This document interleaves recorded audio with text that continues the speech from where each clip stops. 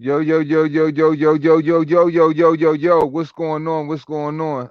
Testing, testing, testing. Let me know if y'all can hear me first. Testing, testing. If y'all can hear me, let me know. If y'all can't, let me know so I can try to fix it. Boxing God. I'm here for Mr. Two Hands 5 Reaper Gang Radio. It's trust for great content and point of views. Most of all, I'm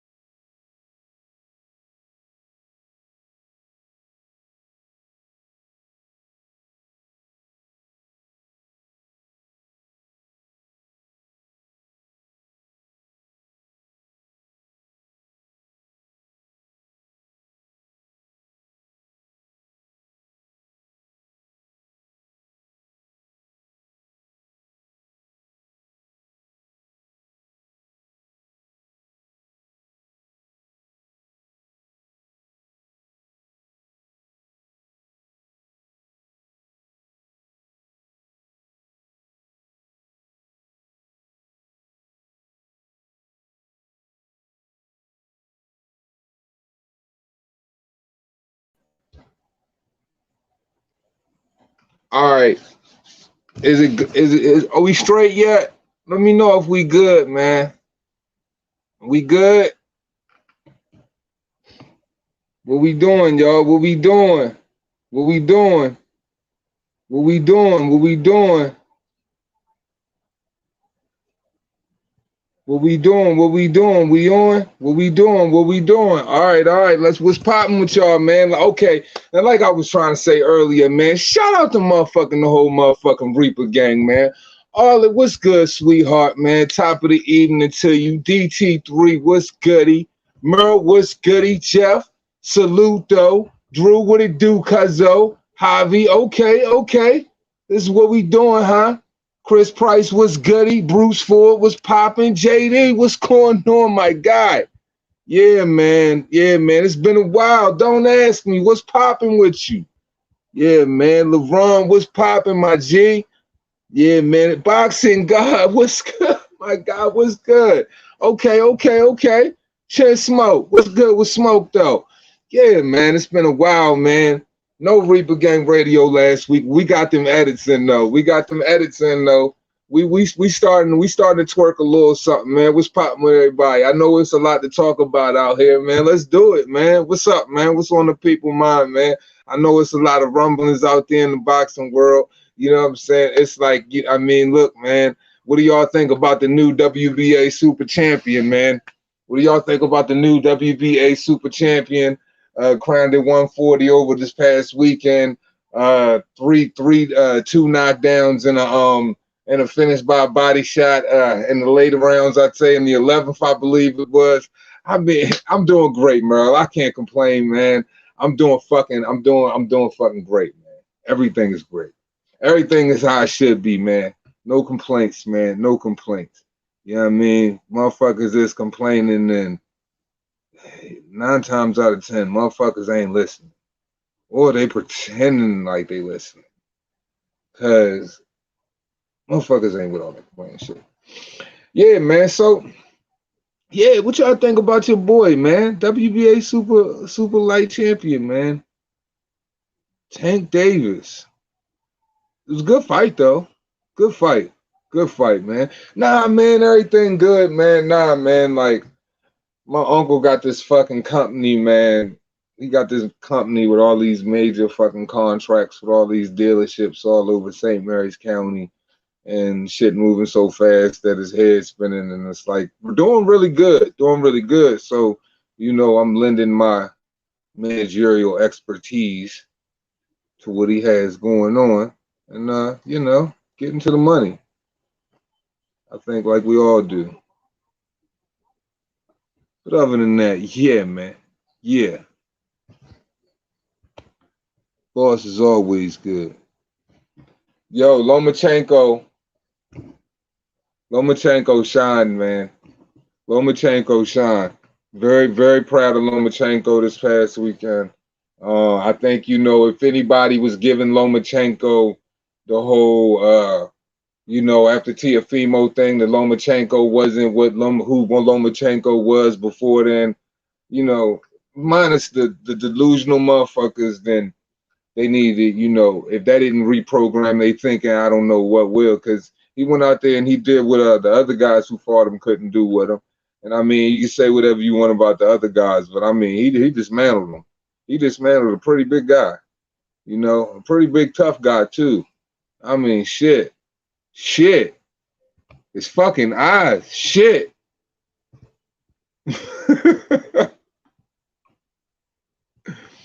Yeah, man. I think you right. It's like this, man. I think of look, this is how, and it's crazy because I said this shit, right? And I think pretty much anybody looking at that fight and sizing it up certain ways, or like-minded people would probably see that nigga like had to put in mad volume and had to be willing to take mad punishment if he wants to win that fight with T.O. Just because T.O. got smacked and he's the smaller dude, so he can't be apprehensive. So he would have to pour on a lot of volume if he wants T.O. to wilt. And the only way T.O.'s going to wilt It's how he got Linares to wilt. It's how he got, you know what I'm saying, breaking down to just completely break down, not want to come out the corner early. How he got Nicholas Walters to quit. How he got, you know what I'm saying, how he had to break down Pedraza. How he had to break down Luke Campbell. Bigger guys. You can say whatever you want about them technically, or, you know, where they superior, where they sit as far as superiority is on, you know, your pound for pound ranking or whatever they champion rank, whatever there was on your ranking system at that time, because you know everybody ranking system vary. Those are big dudes compared to that dude. Those are bigger dudes. So he was going to have to break Teofimo down like that.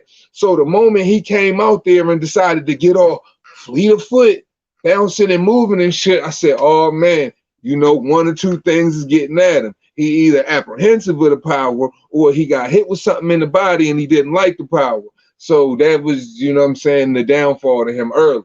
But like you said, this Lomachenko coming out and them getting the rematch, and if he does get the rematch, yeah, Lomachenko could pick him all the way apart because you got to see pieces of it in the second half of the fight. Now, would I like to see it on the first half? So I can't say, okay, maybe it was fatigue, so he just kind of gave in a little bit defensively and kind of looked at it like, you know, kind of Oscar De La Hoya, you know what I mean, mistake with Trinidad. You know I'm up, so I'm just going to fall back a little bit, and that can come back to bite you in the ass. Yeah, he was getting touched up. I want to see it on the front end where, you know what I mean, there's no stamina deficiencies, you know what I'm saying? But Loma got it. Loma got it. He got all of the tools that should outbox and I mean, if he really is there and really is focused, and this is something he want more than anything, yeah, he could probably physically break him and alter like the trajectory of the career Teofimo Lopez is on right now. I think it would be a real interesting fight and an interesting story. And honestly, to be perfectly honest with y'all motherfuckers we might all be able to see one of these dudes, if not both of these dudes, become stars and historically put on probably one of the greatest trilogies that 135-pound boxing has got to probably put on and say, some decades. You know what I mean? Arguably. So, you know, and there's been great fights in this past couple of decades in those great fucking weight class. But for those two gentlemen, size, stature, skill set, ability, brute force, you know what I mean, technique, crazy athleticism, yo, that's all of the things, you know what I'm saying? They got the look, you know what I mean, charisma in the ring, showmanship, you know, so all of those things could equal bigger purses, bigger pay-per-view events. The second event would definitely be pay-per-view.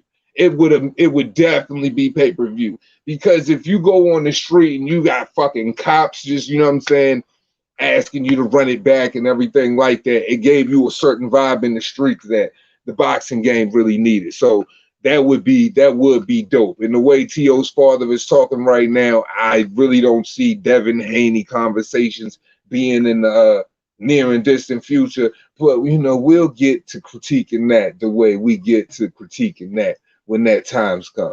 Because I do feel like that's going to be something that's very, very necessary if, you know, people don't live up to what they live up to. We like to see people live up to what they live up to. And yes, he did. He looked absolutely amazing at 33. He was definitely on his Neo shit. Can't take nothing away from it. Casimiro versus Daenerys. Yeah, heard about him disrespecting the man's wife. That's always a no-no, especially if you're dealing with dudes that, so they say, I don't know the ins and outs of this man's personal life, so let me go ahead and make my point when I say that. When I say I don't know the ins and outs of his personal life, you can't disrespect the type of dude who perceives himself in the media as kind of like a white hat kind of a fighter that always like walks like he does nothing wrong. If there was a Manny Pacquiao, Filipino Flash would be like Manny, not like a Manny Pacquiao Jr., but like a Manny Pacquiao first cousin in the media. You know what I'm saying? So he does have some type of like rapport with a certain level of respect, not being disrespectful in a lot of ways. So, you know, Like the disrespecting of the wife shit, it's not gonna fly. Casemiro, for real, you need Nonito Donaire way more than he needs you in your career, bell holder or not, because he can get in there Yo-Yo Inoue fight tomorrow, next week, booked, no problem. You could get that fight, but you're not gonna get the type of money that he gonna get. And you fucking yourself for money here, for real. And who's to say maybe he really don't want that fight? Maybe the tactics were so dirty, maybe so he could throw a curveball. Who know? I don't know. It's been a lot of dodgy shit going on with, Mr. He ain't no monster over there, Casemiro, but boxing is a funny game, y'all. We gotta take all of this shit with a grain of salt and like a big middle finger, because it's all some fuck shit. I'm starting to believe. Hold on, let me go. I'm at STC. Salute STC. Not giving Loma credit on Nakatani. You not giving Loma credit on Nakatani? I'm starting to believe his shoulder was injured during TO. I'm not taking away from TO. Now that Loma beat Nakatani, I want to take away from a great performance. Yeah, man. See that shoulder thing, man. That is a very, very world-renowned excuse that happens to go around. And it's kind of like moves like a contagion. Kind of just metamorphoses, and just moves and just hits one nigga to the next, and it touches them. And next thing you know, they using that shit. They using that excuse. Manny using that excuse. Loma using that excuse. There's a whack dudes use that excuse. But we never know. He did get shoulder surgery. I mean, shit. I mean, as far as we know, it could have been 8 million things wrong with Teofimo regarding weight or whatever. But like you said, we giving people their credit, man. At the end of the day, all fighters got to come in with the same. Not gonna have the same ailments, but you're gonna feel something, regardless of all this. You still gonna feel something, because you're doing a lot of sparring, you're doing a lot of training. It's a lot of the shit going on in heavy rotation. A lot of a lot of physical training in heavy rotation. Mr. Question, Javi, let me go back up, man. What'd you say? Steven 4722, what'd he do?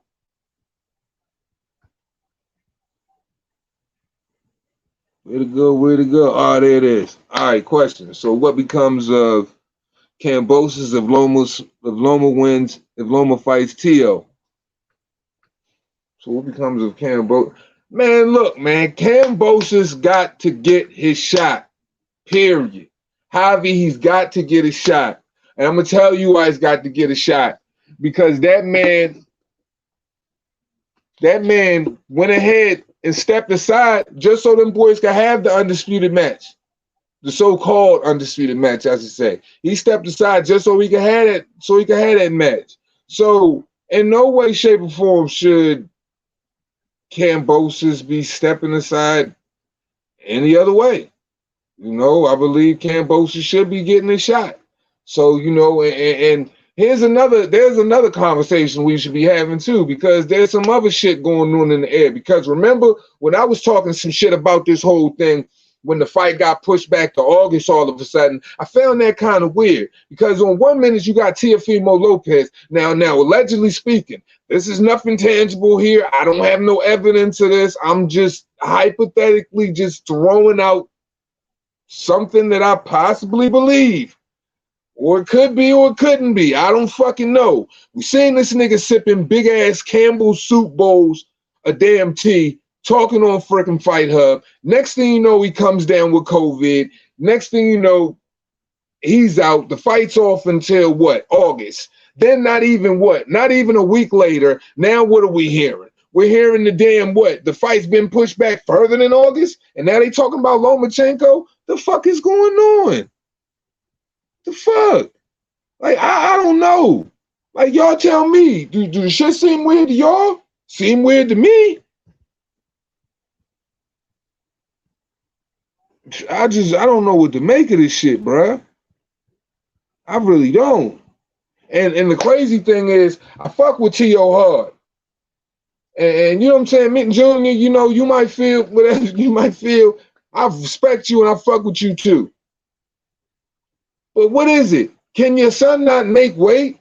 Is that really what it is? Because after, you know what I mean? Because it seemed like when I watched the Lomachenko Masaroshi Nagatani main event, it seemed like everything that they were doing in the promotion and all of that shit leading up to the fight and during the fight, even after the fight, let's call it what it is. It seemed like they were starting to breathe and boil and brew a promotion for Loma versus T.O. 2. Nothing more. And then T.O.'s dad comes up, brand new, you know what I'm saying, brand new denture job. I mean, not denture, veneer job. Got the brand new fresh veneers. He icy now. Platinum looking good on him now. That Triller money done came through. What, you know, that new top rank contract money came through. Pop shining. You know, he talking about they would be more than willing to give Loma the rematch right after Kambosos because the son would have to go up in weight. So, am I, you know what I'm saying? Am I missing something here? Are we missing something here? What's going on? Because it seemed like what it seemed like. And what that seems like is they're leading up to a promotion for Loma versus TO2. Because I'm going to tell you what, Bob Arum made it very clear. He don't want Haney to get a hold of that goddamn WCBC belt. He don't even want to risk the opportunity. You know what I mean? And you know, it's like, I mean, you know, this dude, man, he'll sleep 1 minute, he'll wake the next, man. We don't know what's going on. Unless a contract is signed at this point, I don't know. But like I said, I don't want to jump the gun with my assumptions. I definitely don't want to jump the gun with, you know what I'm saying, with my reaperish aggression when it comes to, you know, my editing and all of that. So I'm just going to chill and see exactly what motherfuckers say. And when they say it, I'm going to use it. Other than that, shit look weird, bro. Y'all can't tell me the shit don't look weird. But shout out to Loma. Nigga look great. But man, it look like y'all advertising, man. Bob loves rematches. Remember that.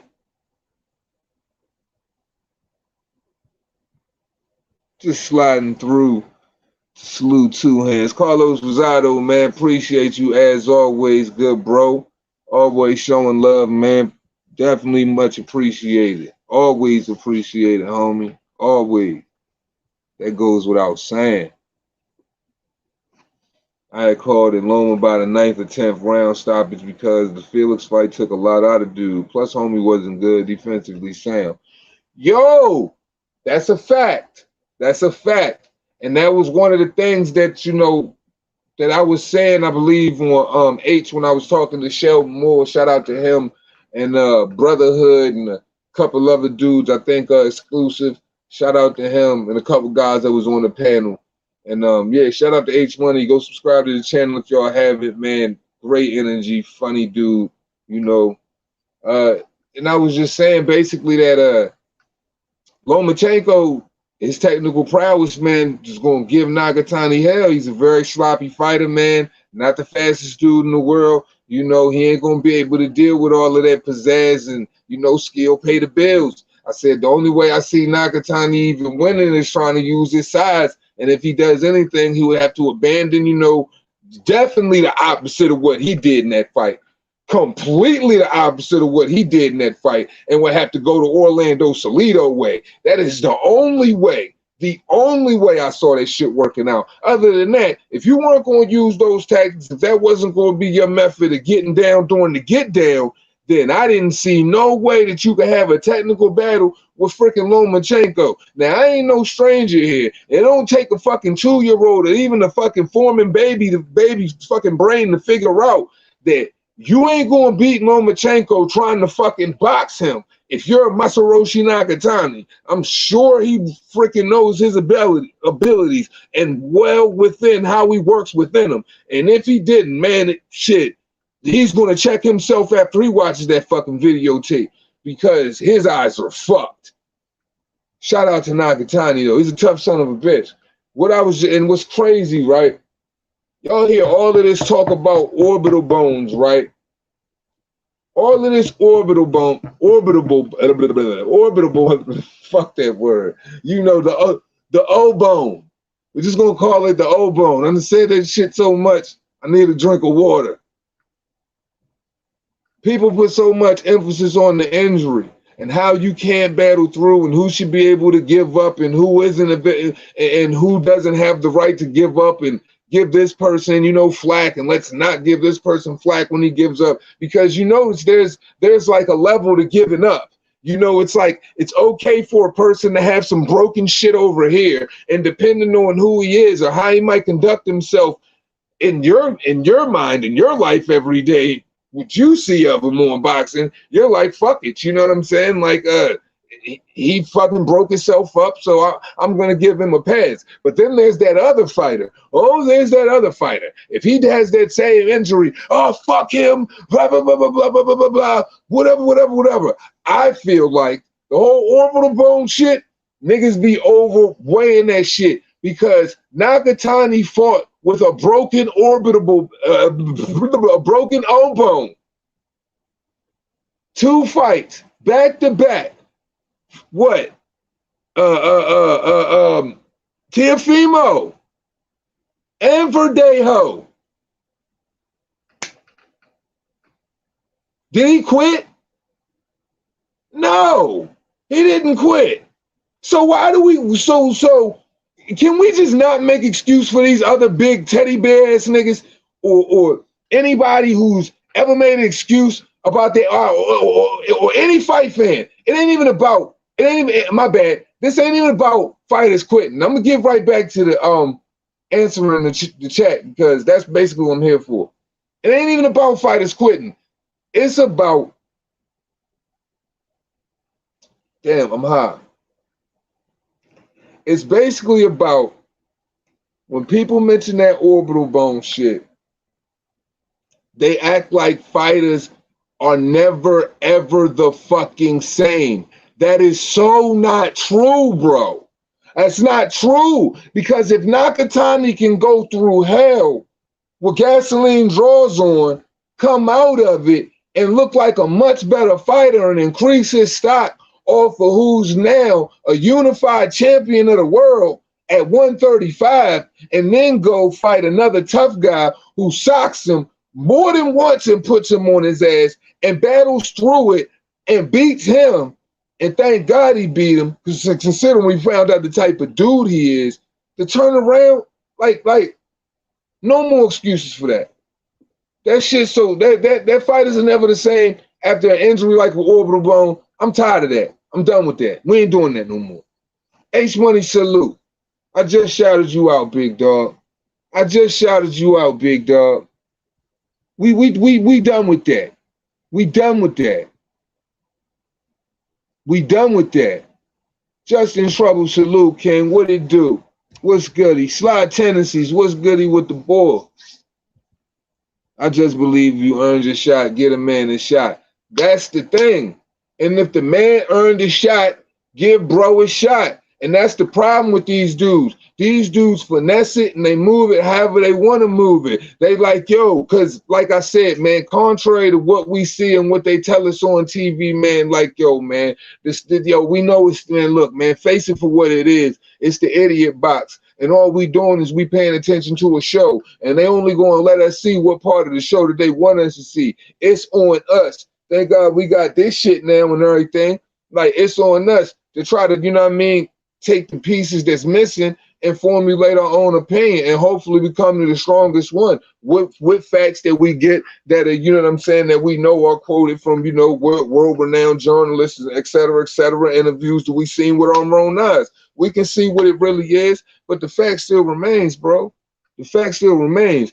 These niggas is janky, and they need to be giving dudes they shot, man, because we don't know for real if they try to pull this whole shit and push that shit back, and they act, and it really could be because of Teofimo weight or something like that. So they're gonna make that Loma versus, you know what I'm saying, TO2 fight because it make more sense, and it's gonna make more money for Top Rank and more money for them to do that than go that way. Because all of a sudden, like it bounced from August to being later than that for COVID, for a dude that's how old, and what's the success rate of people in his age range when it comes to that particular, you know,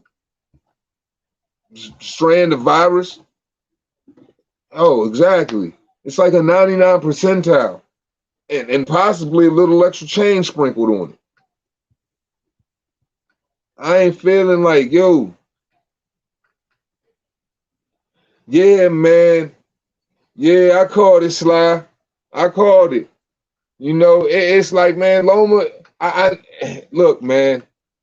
I'm very confident in that dude's talents, man, and his skills, man, and knowing who that guy is. You know, and I understand, you know, there's a lot of people that breeze through here and they're gonna unsubscribe, then subscribe, or unsubscribe, then subscribe because I'm hard on niggas and I'm good. I'm good when I'm hard on you, I'm hard on you. When I'm real with you, when I praise you at the same time too.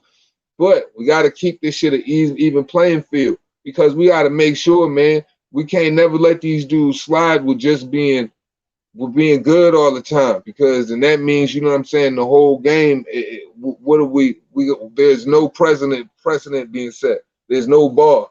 We got to keep a bar raised, you know. And I feel like in this type of little media shit we do right here, like this is us. We got to set the fucking bar, man, because like that shit that they do, they ain't it.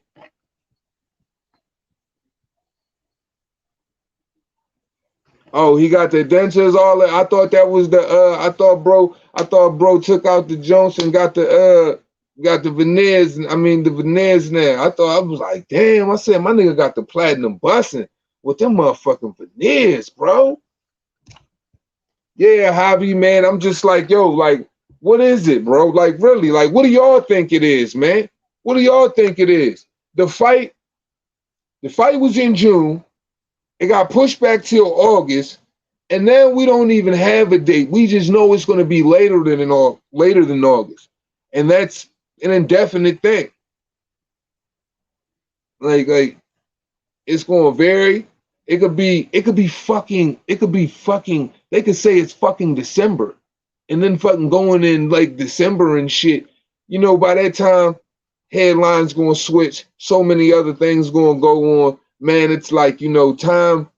When it come to doing that boxing business, bro, time in between some like an event taking place or whatever, bro, it becomes like a file in like a big ass drawer, bro. Like that shit just gets sifted in and niggas keep forgetting about it because other stuff going on.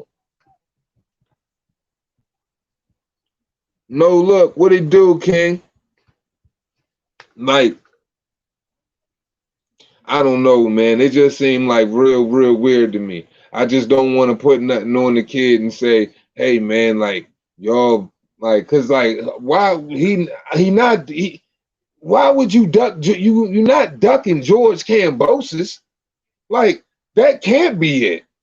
I could never say that.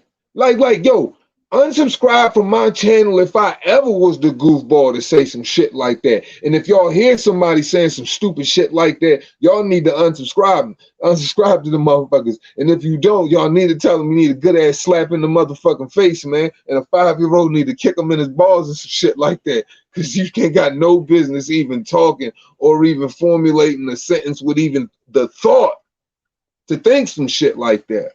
I can't believe it. I think it's other things. Those other things, I don't know. Date, weird. You know what I'm saying?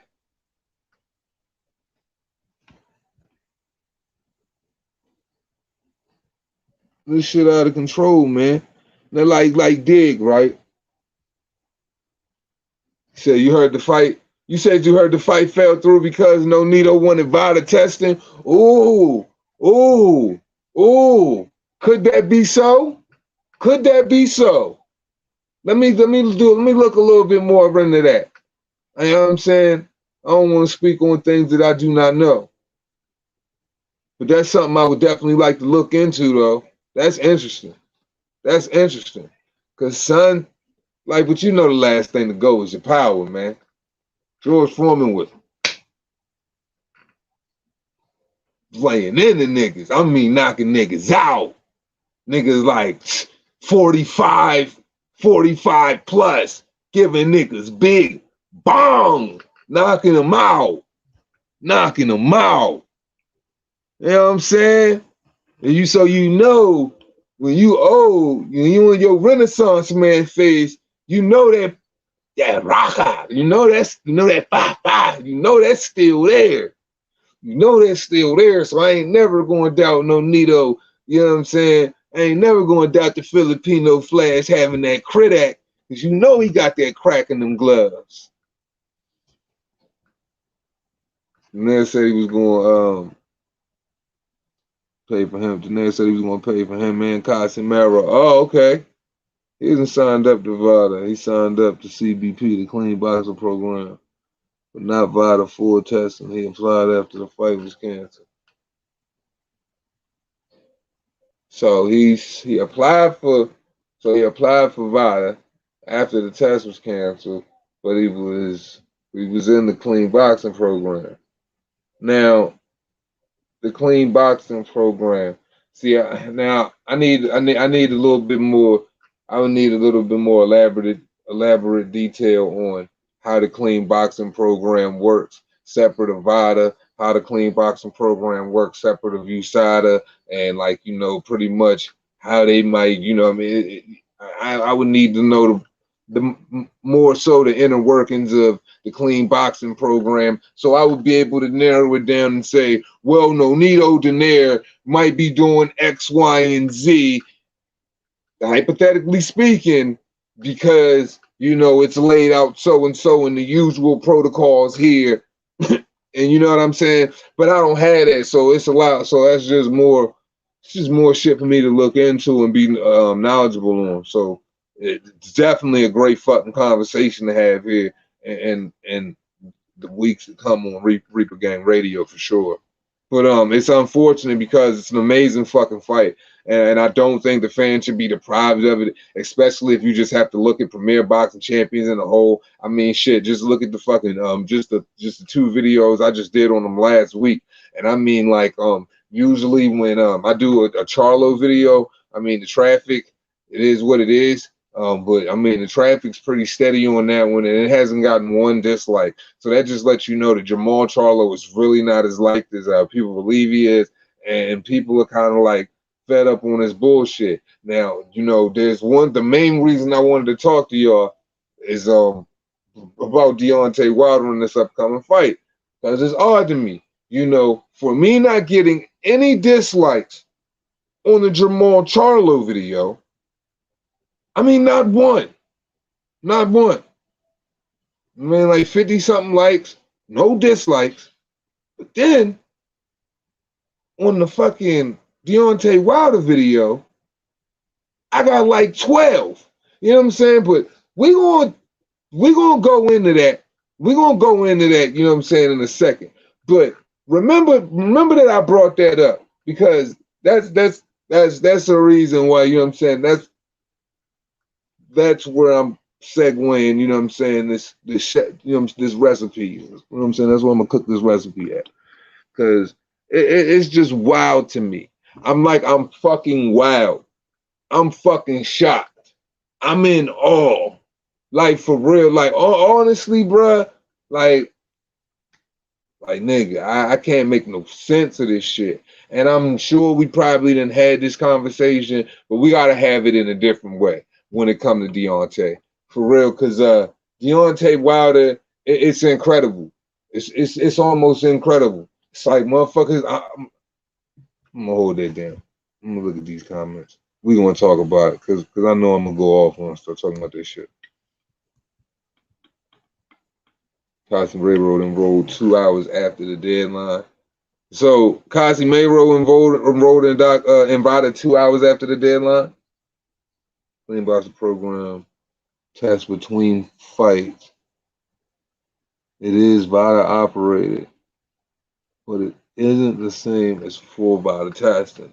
So it only deals with samples like in between fights. So possibly just saying hypothetically speaking, the before and after samples, like before they enter the ring and exit in the ring, if they have to take a urine sample, I do believe they have to take a urine sample after the fight, and I'm sure, don't they have to take a urine sample before the fight as well? I mean, it would only make sense, right? Considering it's a clean boxing program and you would want to test your fighter, you would want the fighters to piss test right before they walk down the ring. I mean, I'm high as shit right now, but I'm pretty sure.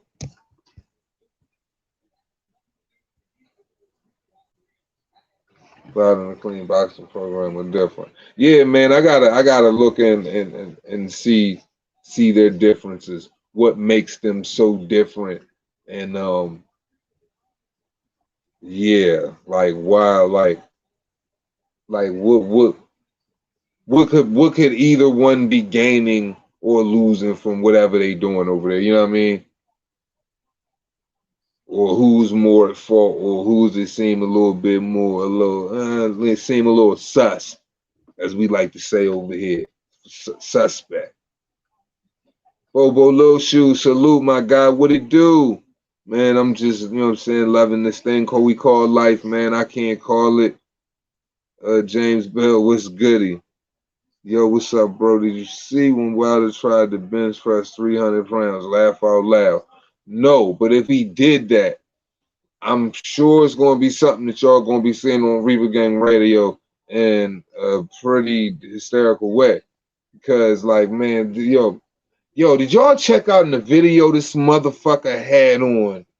Y'all notice this nigga just fucking trains in jeggings, right? He trains in jeggings, bro.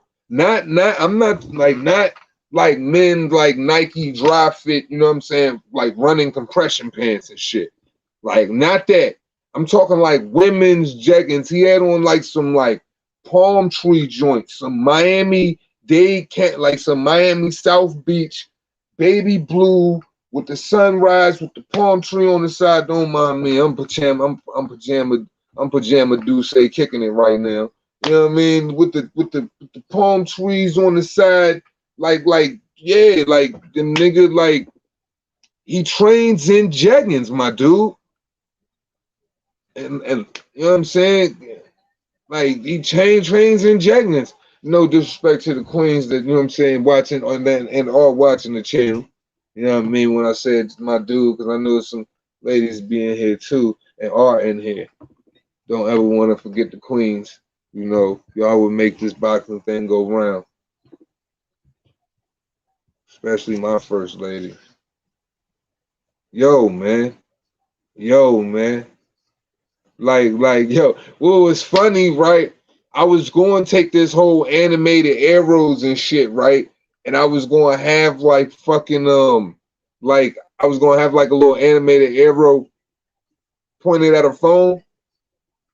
And then I was going to have like an animated, like CGI, like, comic cloud above her, above Telly's head, right? Because I don't know if y'all seen in the video as you see Deontay like sparring Malik or whatever. It's him and Deontay in there sparring in his little room or whatever, his little workout room, and you see Telly sitting in the back on the fucking the bike and shit, the little workout bike. She on the fucking workout bike and shit, right? So I was. So I was gonna have like her thoughts in a little comic bubble above that joint while she was sitting there faking like she was working out, texting on the motherfucking running bike in the room, like, girl, this nigga ain't here motherfucking training with this nigga Malik. Got rid of Mark and shit like that. just so he can go out here and fuck this motherfucker for this little weak ass. Like I was gonna have something crazy about on some gold digging shit about how he just fucked the money up. How he fucked up the 100 mil, put a little AJ joke in there, some shit, because it was just funny as fuck to me. I was gonna have like 4 comic bubbles just playing like chain keyed in, keynoted in, like because this bitch is just riding the bike behind them on the fucking cell phone, and this nigga look like a whole asshole training his ass off just to get knocked the fuck out. Shit's crazy while he's wearing jacket. Let's not forget the whole reason I even got on that fucking my whole thought about the comic bubble. But yes, fucking jeggings. Women's jeggings. Like the dude had on some yellow ones, some wild yellow ones, right? And then look at what Malik be wearing when he be fucking training and shit. Look at what he be wearing. Give me 1 second. Let me get some water.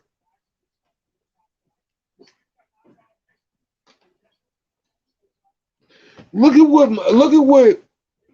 Malik be wearing when he be training. And y'all tell me it ain't something weird about that shit, bro.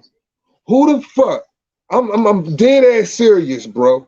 Now I wear Nike Combat. You know what I'm saying? I wear Nike Combat shit when I work out. So I do wear compression run pants and shit when I run.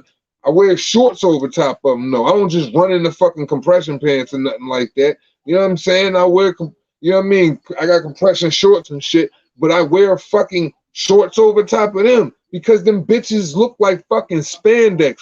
What nigga do you know? Like real shit. What nigga is out here like really training with spandex shorts, biker shorts on, man? Like you training your fighter in spandex biker shorts, man. Got your big ass body, got your body fucking pad on. Like, am I like? Tell me I'm not tripping. I'm not the only man that's seeing this shit. Cause look, man, I'm telling you, bro. Like, you can't be no look. I don't care how tall you are. I don't care how big. I don't care how many cab drivers you done knocked out. I don't care what type dude your homies might have said you was back at home or whatever. Man, you can't tell me you operate like 100% alpha male lion if you moving and wearing that type of weird shit, bro. That shit is weird. That shit is weird. No man dog, no straight alpha dog, like no man who like, I'm not talking like man in the sense to where like you a simp for your wife, like you play second in your household type men. I'm talking like the men who lead and know they women follow. Not saying your woman is like supposed to be behind you, but you know the roles is as they supposed to fit. You know what I mean? Ain't no lions wearing no Speedos, man. This nigga is like he really wearing biker Speedos from the 80s, working out with this man with boxing shoes on, biker Speedos, and real tight, weird ass shirts. Like what is going on, man? And look what Deontay wearing. Deontay got the little weird look, man. I'm telling you, I had a couple thumbnails and there was a couple images that was supposed to go in that video that I did not put up because I was worried about YouTube doing something, you know what I mean, to the page, I mean, to the channel, because y'all know how they be acting with me. So I gave up with this. So I just left them joints to the side, but they was already done up in a real nice way. That y'all really, I didn't even have to do nothing, man. But because Malik do it to himself. But it's just crazy to me. It's crazy to me that nobody around them dudes think that's weird. And if that's they type of mode, like I don't even want to know. Like you seen him twerking on Juneteenth, his brother holding the camera talking about that, and then he writes savage mode on the cell phone. Savage mode. Your brother is twerking on Juneteenth. First of all, I ain't even going to begin to talk on the disrespect because you're too stupid to even think about it. You're too just ill. I ain't even going to even begin to go there. But let alone You wrote Savage Mode to portray your brother twerking on Juneteenth. You can't make this shit up. Biker Speedos, boxing gloves, boxing mitts, Speedos, twerking, Savage Mode, Juneteenth. Y'all tell me any one of those words, and however I say it, however I put it together, how any of that shit even made sense, and all of that shit just sound weird if you say it alone. Just say biker shorts, Juneteenth, twerking, Speedos, like all of that shit sounds weird. And boxing gloves. Does that shit not sound weird? It sounds fucking weird. No matter how you formulate it, all of that shit combined sounds weird. These are individual acts, all under one umbrella. Our character, our fucking character, bro. I can't make no sense of this shit. And it's a thing called life. Isn't that funny? This is a thing called life. Fucking wow. Who would have known? Who would have known? And the rabbit hole gets even deeper, right? Because now we getting into, because now I done walked y'all down the path a little bit. Y'all with me? So now we about to go into the reason why we're here.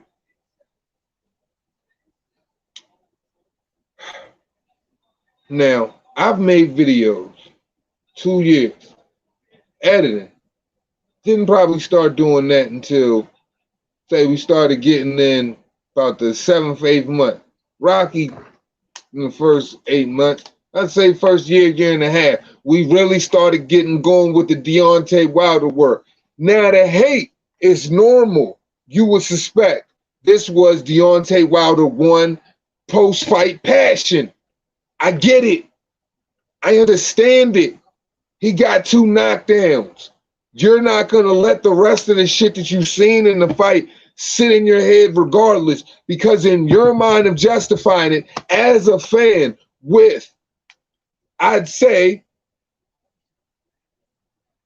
an unfairly but an acceptable sense of bias, just right. You should expect a fan to respond like that. This fighter gets knocked down twice, and then after the first fight they get a draw, and he's gonna feel as though his fighter won. He would never say the other fighter won. I mean, most people are gonna tend to back their guy if they're that die-hard, whatever fan is. But we know how the Deontay Wilder community go. So I'm used to it. I'm used to how I see it, y'all. It's nothing new to me. Gerald Fields, salute. Good to see you, Brody. It's nothing new to me. Stay with me because we're going to get to it. Okay, boom. He gets beat the fuck up. So the conversations go from when I'm just like, I got to sit and eat all the bullshit. Because remember, at one time, I had a level of, there wasn't this level of so-called peace, if that's what we want to call it. I feel like there's always peace, just internet. But it wasn't this sort of internet peace. Let's just say that all of the Wilder delusion, let's just call it that chaos. We're just going to chalk it up to internet peace right now. We know we didn't have this community where it was on chill like this. If you said anything about Wilder, you could just keep it moving. No. I had to just say, all right, keep that same energy after the second fight. And as a nigga who said Tyson Fury was going to knock him out, whew. Now imagine the type of energy I'm getting from being that dude and having that channel. And it's growing.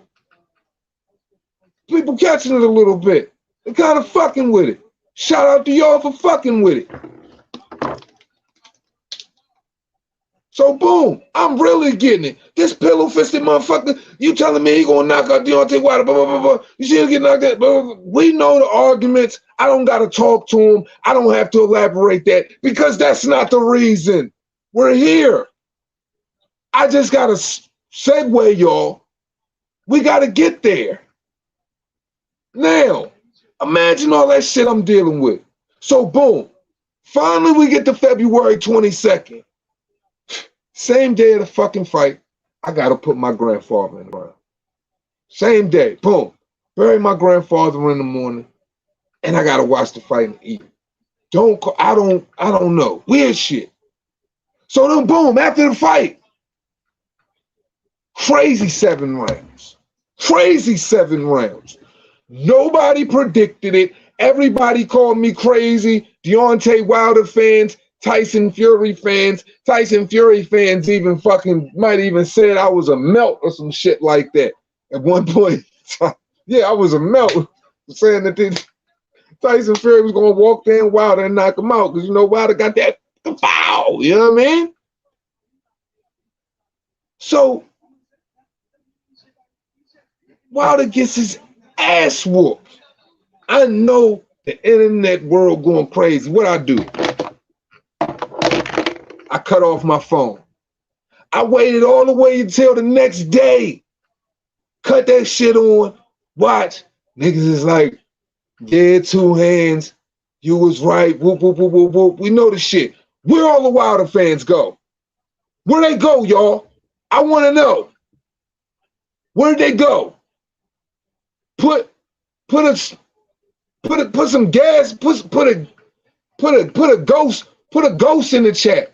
Put a ghost in the chat if they just deserted, if they got low, if they disappeared from the comment section, if they ever popped up for an argument, or you know what I mean?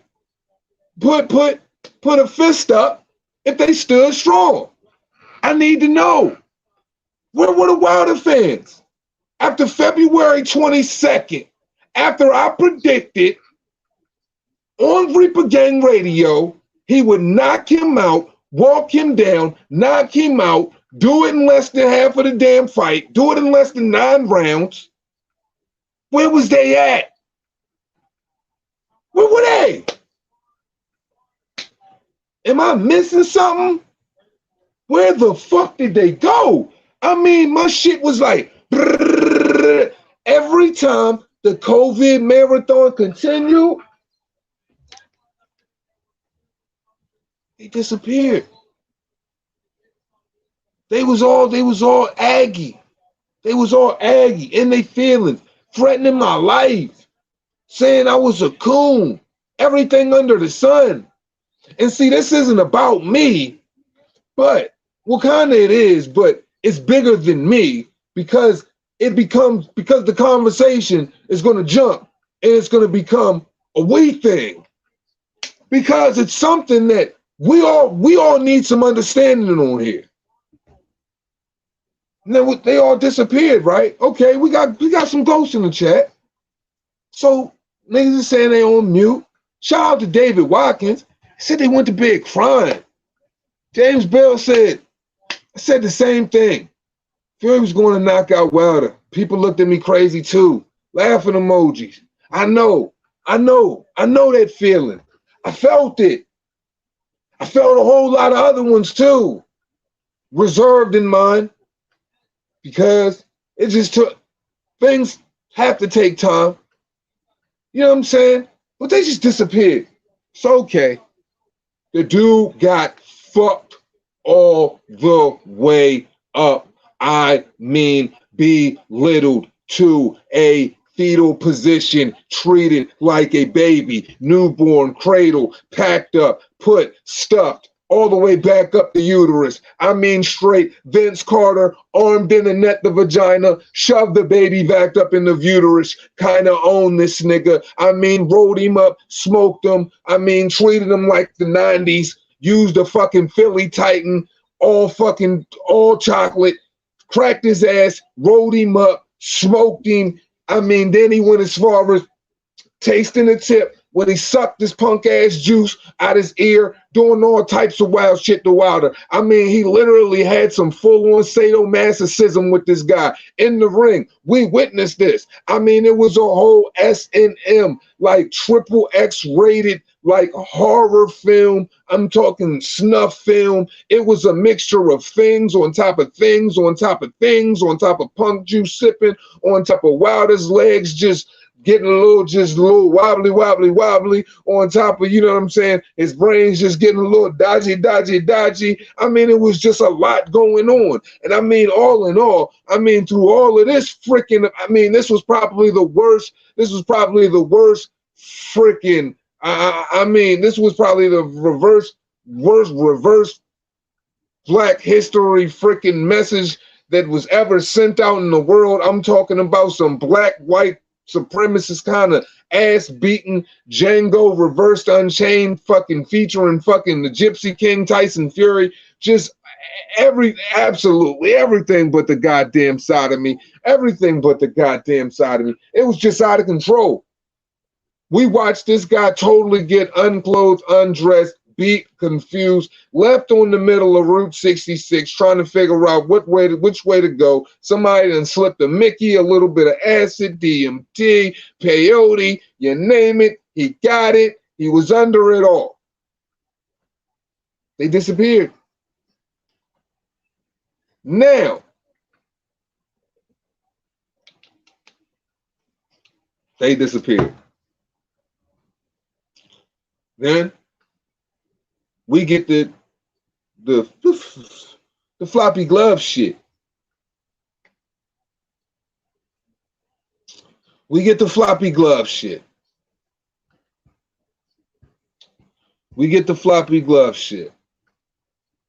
Okay. We listen to all of the bullshit that comes with the floppy glove and all of the nerves that were created through all of that time. Deontay Wilder said not one word. He said not one word. You know, we were just battling these absurdities, just laughing them off truthfully, like, how serious can this be? If it was as serious as you guys are making it out to be, there would be some type of legal longevity, you know, that we would be looking forward to, that is taking place, that's ensuing amongst, you know, Team Fury and Team freaking Wilder, you know, defense and playing aside. I mean, like, but we ain't get that. So now, here we go, a whole year. He's quiet. We heard the floppy shit. We get about 3 months of radio silence on that. Nobody's even going for that anymore. We just completely over that. They done got over that hurdle because Deontay Wilder started talking again. Remember how I was just talking earlier about that file cabinet? When I was speaking of George Kambosos, and fights start to become like folders and they just go in a file cabinet, and as soon as certain events start to take place over any little given moment of time, you will shove that bitch in that file cabinet and you'll immediately forget about it. That ever fucking grossing, that ever freaking stupefying, yet over freaking whelmingly powerful, deluded, delusional machine that is Deontay Wilder, as far as propaganda, that is freaking, has got to be as freaking as complex as the goddamn the Cold War. This nigga, what did they do? They're back again. Now all of a sudden, here we go. My comment section is lit up with fucking trolls, with people that are all of a sudden Deontay Wilder fans again, saying that I'm gonna see that, Two Hands is gonna see after July 24th that we're gonna see if I'm keeping that same energy. Okay, motherfucker. So that's what we doing now. We're gonna see if I'm keeping that same energy. The motherfucker y'all counting on is the guy who got rid of, you know what I'm saying, the 5-time. 5-time Golden Glove champion, 2-time welterweight champion. It's Mark Breland, and hired fucking, you know what I'm saying, #1 fucking stoolie and world renowned fucking eardrum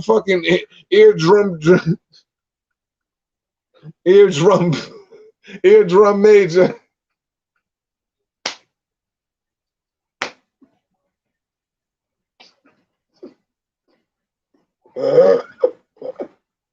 World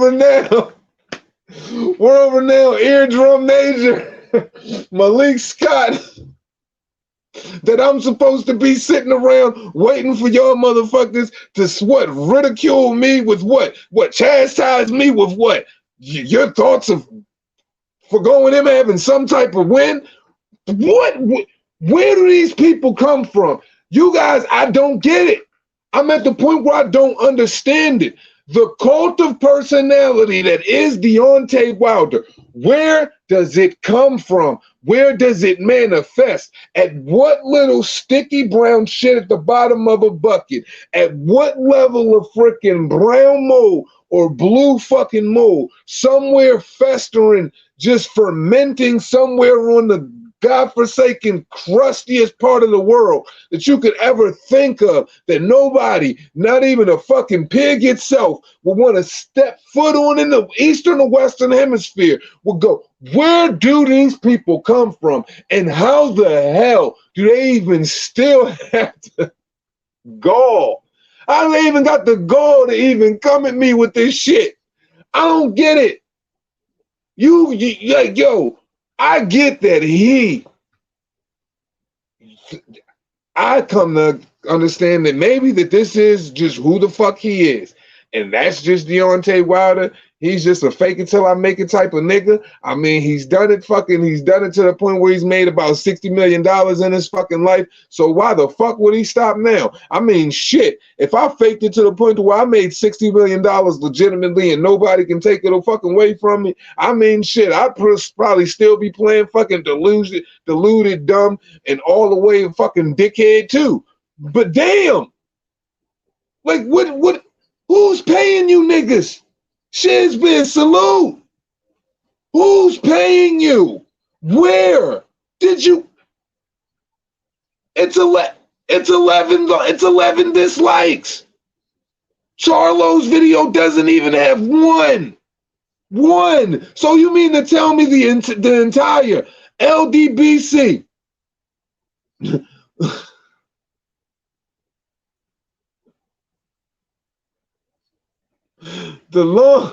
I ain't even gonna say that. The entire LDBC completely took the entire month off. Hasn't taken the entire past 2 or 3 months off since Deontay Wilder has resurfaced from Telly fucking Swift's ass crack with a fucking piece of tissue paper, drying his fucking tears. To just focus all your attention on Deontay Wilder, and y'all don't have not even a sliver of empathy or sympathy for goddamn Jamal Charlo? What? Like Jamal Charlo, I would even think has somewhat more of like a legitimate. Jamal Charlo's got somewhat more of legitimacy than you do. I'm even going to give him that. And I definitely call him Wilder 2.0, but I mean, you would be like a 2.0 compared. If Jamal was a 1.0, you would have to be the 2.0. But right now, you were the first person to happen to be the 1.0, so he's going to happen to be the 2.0. And if you can't figure out where I'm going with the 1.0 and 2.0 thing, I don't fucking know. I got lost in all the mayhem there. But that's what I'm saying, man. It's insane. And y'all just don't understand what you... Look, my mind, look, I pray for you guys. You ghosts, you freaking little boxes of comments that post this, keep your same energy, fuck you, 2 hands, fuck your edits, you talk too much shit type edits. I pray for you guys endlessly. I mean, it never stops. I'm on each end of the bed. I pray on every corner of the bed. like before I go that lay down at night. So that way, like I feel like I can spread the prayers all around. It's like I spreaded the prayers around all four corners of the world. Like so I'd go to all four corners of the bed and I pray there. So it's just like I pray on all four corners of the world for all you niggas and all your fucking delusions, because you Deontay Wilder fans have like taken fucking and hijack. You guys have hijacked the word stupid, kidnapped that shit, threw that shit off a fucking bridge, and like now you've created an entirely different word that must be thrown in a different dictionary with, I mean, omega level emphasis, because this shit is by far like, did y'all not see what happened? Did they not see what happened? Because I'm sure I saw what happened February 22nd. I definitely saw what happened December 1st. I think I saw. So normally when you see certain shit, right, when you see it once, you like, okay, when you want to see the rematch, normally you need a reason to see it. Well, even in our thoughts, we had a reason to see that fight.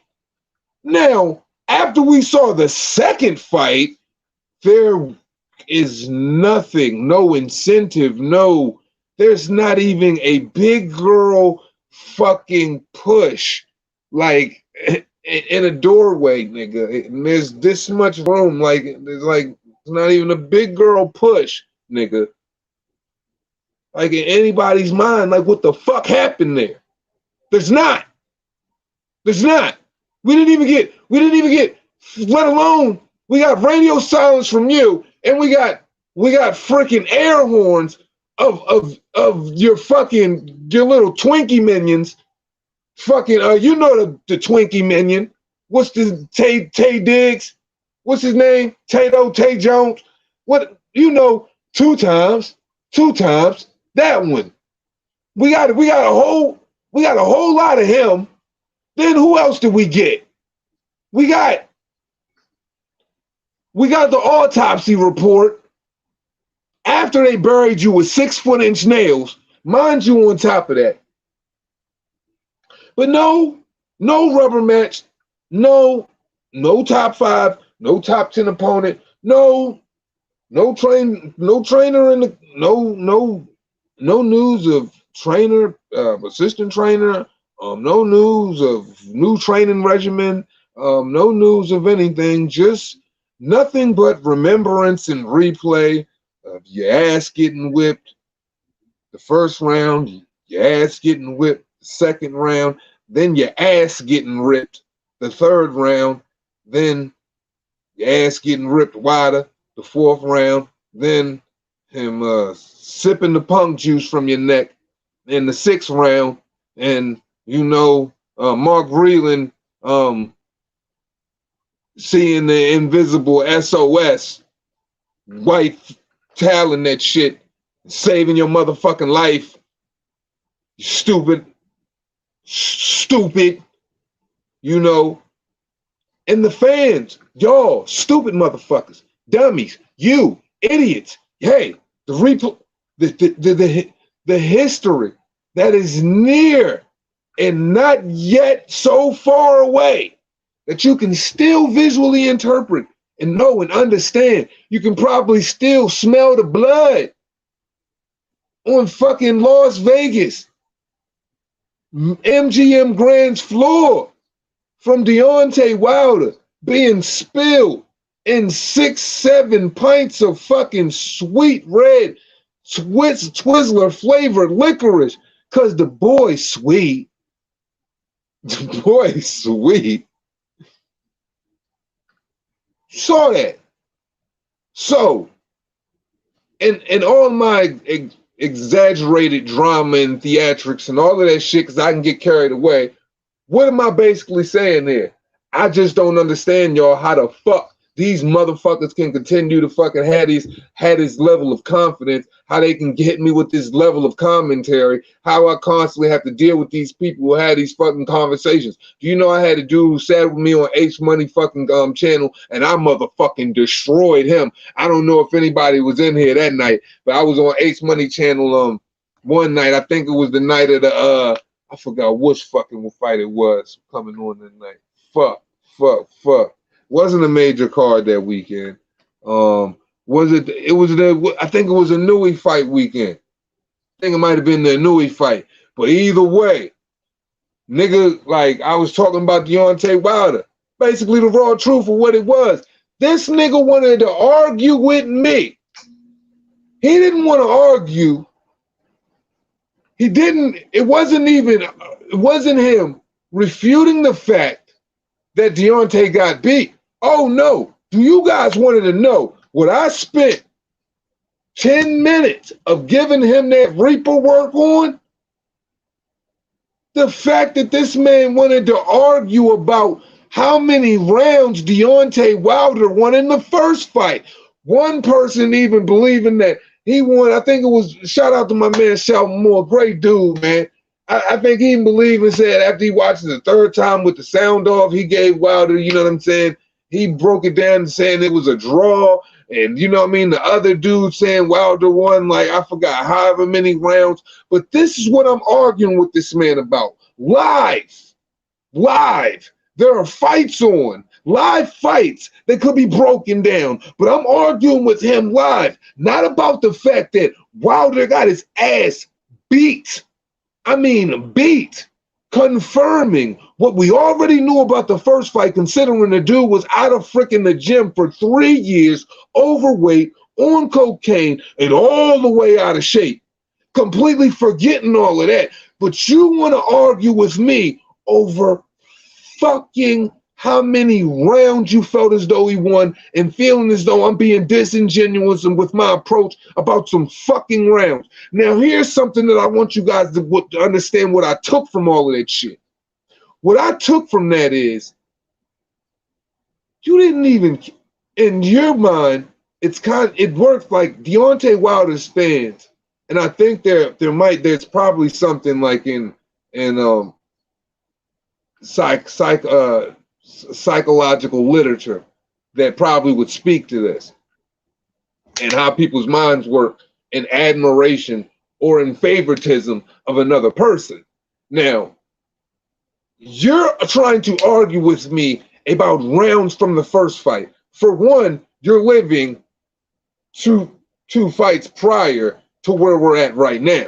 You're not even talking about the second fight. So you already know that you claim, you know that's a whitewash. You don't even want to live there. You don't want to go there. So the fans of Wilder, they will completely take a U-turn from that conversation and they will not even have it. They will act like it doesn't exist. They will act like February 22nd never happened. They will put that shit all the way out of their mind. But they will go to the first fight because it lends some, in their mind, some type of solid leg that they have to stand on, not understanding that if this was a fucking, if they were any human being right now, they'd probably be fucking Captain Ahab or some shit like that, because they'd be on a peg leg like a sumbitch, wobbling like a motherfucker right now. So they try to find some like singular victory over there. It's like you're trying to find one fucking victory out of all of the error, out of all of the loss, out of all of the punishment, out of all of the rounds you've seen this man lose, out of how many you can count, out of 12 fights, 3 minutes a fucking round, 24 in total. 36 fucking minutes a fight. You will only have that argument because in that way you can have you feel like you're in some way justified in that approach. That's sickening. That's fucking crazy. And that kind of like shows you exactly like who Deontay Wilder is as a fighter and as a person. It's almost his exact like genetic makeup. It's like their actions embody everything he is a fucking fighter. This shit is weird as fuck.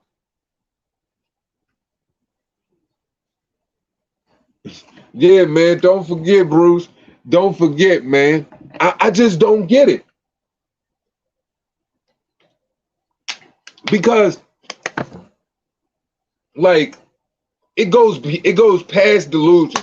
It goes past favoritism. It goes past like the point of like rationale when you sitting there and you literally got to think like, okay, we got a person that's completely just blocking out the fact that this man walked him down, beat him down, licked the blood off his neck like he said he was going to do, said he was going to taste his blood before the fight, said he was going to drop him and stop him before the fight, did all of those fucking things, completely emasculated him, fucking, Kenny Bayless tried to help him throughout the entirety of the fucking evening. Kenny Bayless looked like somebody was beating his goddamn son with some of the shots that I've seen, some of these fabulous, photographers take out there. Shouts out to y'all, because y'all got some amazing fucking shots. Kenny Bayless looked like somebody was killing this damn puppy or some shit like that.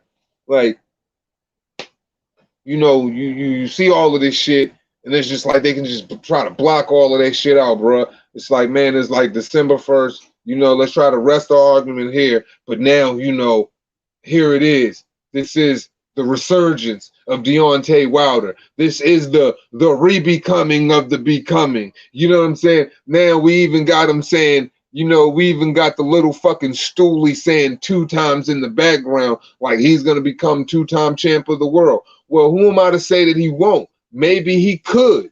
There is a chance that he could.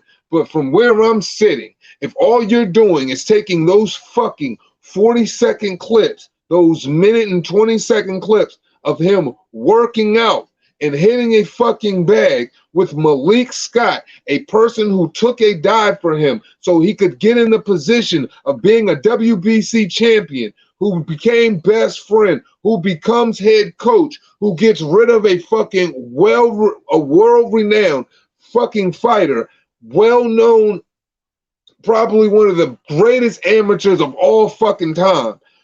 For that guy, and you're about to enter into a fight and we've heard nothing from you, and you've thrown all types of felonious claims on people that should not even saturate a day and hold freaking any type of fucking wind in a diarrhea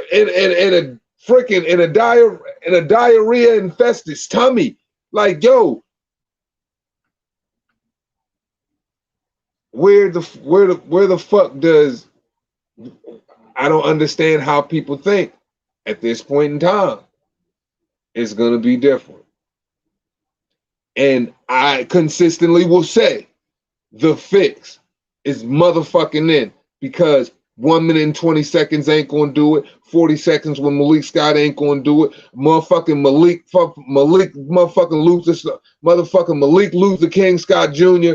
ain't motherfucking, and all of his goddamn speeches is not going to save him from a 270-pound man who been built from motherfucking since infancy to, you know what I'm saying, to get in the circle and dance, man. At the end of the day, what is Deontay Wilder about? And now I think this just sums up, this zennial, a lot of these zennials, and it just sums up with a lot of these dudes who just watch boxing now, because a lot of them, they probably tune into boxing or probably got a hold of Deontay Wilder. That was the first time they got a hold of boxing. It was probably some motherfucking podunk, motherfucking slap dick, motherfucking half a fucking brain cell having motherfucker who told him, like, hey, pay attention to this motherfucker, boy, he's fucking awesome. And then this motherfucker just watches him, and then everything that has to do with Deontay Wilder and everything he fucking speaks, it just becomes everything, every topic of the conversation. Not knowing that, boxing was bigger than him. There were a thing called technique, styles, motherfucking, there's been plenty of trial and error that's gone on way before Deontay Wilder. We've seen people wilt in so many different levels of fucking intense. I'm talking about massive massive fucking forms of fucking pressure. I'm talking about shit consistent with the consistency of fucking making diamonds and shit, like the form, you know what I'm saying, forming diamonds and shit. I'm talking about that type of pressure. We've seen the greatest of fucking men, the greatest of fucking men have to answer the fucking call when they were damn near ready to fall apart. And what this motherfucker did, he ain't even really go through it like that. That was his first fucking taste to even barely feeling motherfucking something. And you guys motherfucking constantly, you know, being his voice, his protection, you know, being his fucking faulty belief system that he's all of this other shit, when really all I'm trying to do is, you know, you're just eradicating fucking characters. I mean, you're just wasting your time destroying characters on phones and keyboard, asking fucking questions that only you're gonna regret by fucking facing motherfucking, by following what I always call this false prophets, man. Probably the first time Skitty is bench pressing his twerking life. Oh my God, you can tell the dude is never benched, bro. You can look at his fucking legs, my guys. Y'all know he has never fucking done a squat in his life. The bitch has no fucking, he has no fucking thighs. He has no fucking legs. He has no calves, bro. He is the littlest fucking, yo, bruh, let's keep it a buck, bro. There's not too much of a difference than fucking Kevin Durant and Deontay Wilder in body type. Tell me I'm fucking lying. Tell me I'm lying. And I know that shit sound funny and all of that, but I'm being dead ass serious. There ain't too much of a difference in body type than Kevin Durant and fucking Deontay Wilder. But the only difference is this: Kevin Durant should be that body type. Actually, he should be a little bit bigger playing in the role he playing in. He'd be a lot more savage, you know what I'm saying, around that rim. But for Deontay Wilder, bro, look at his body type. Look at his legs. Look at his shoulders. Look at his arms. And niggas talking about that's wild brute power. Man, bruh, that's just, man, look, man. I'm trying to tell y'all, man. That shit ain't what motherfuckers be thinking that shit is, man. I know niggas with power, dog. Y'all motherfuckers let people take y'all out the realm from what y'all done seen. I'm talking about the greatest of men, Slim. The greatest of men, Slim. Sonny Liston, man. Motherfucking, you know what I'm saying? Y'all niggas done seen Mike Tyson crack shit. Y'all done seen motherfucking George Foreman crack shit. Y'all niggas done even, man, shit. You could even go down to motherfucking shit, Ray Mercer. Y'all, man, I'm talking about, man, y'all done seen motherfucking Ernie Shavers crack shit. Y'all done seen goddamn Rocky Marciano crack shit. Man, come on, dog. Joe Louis crack shit. Like, man, y'all, man.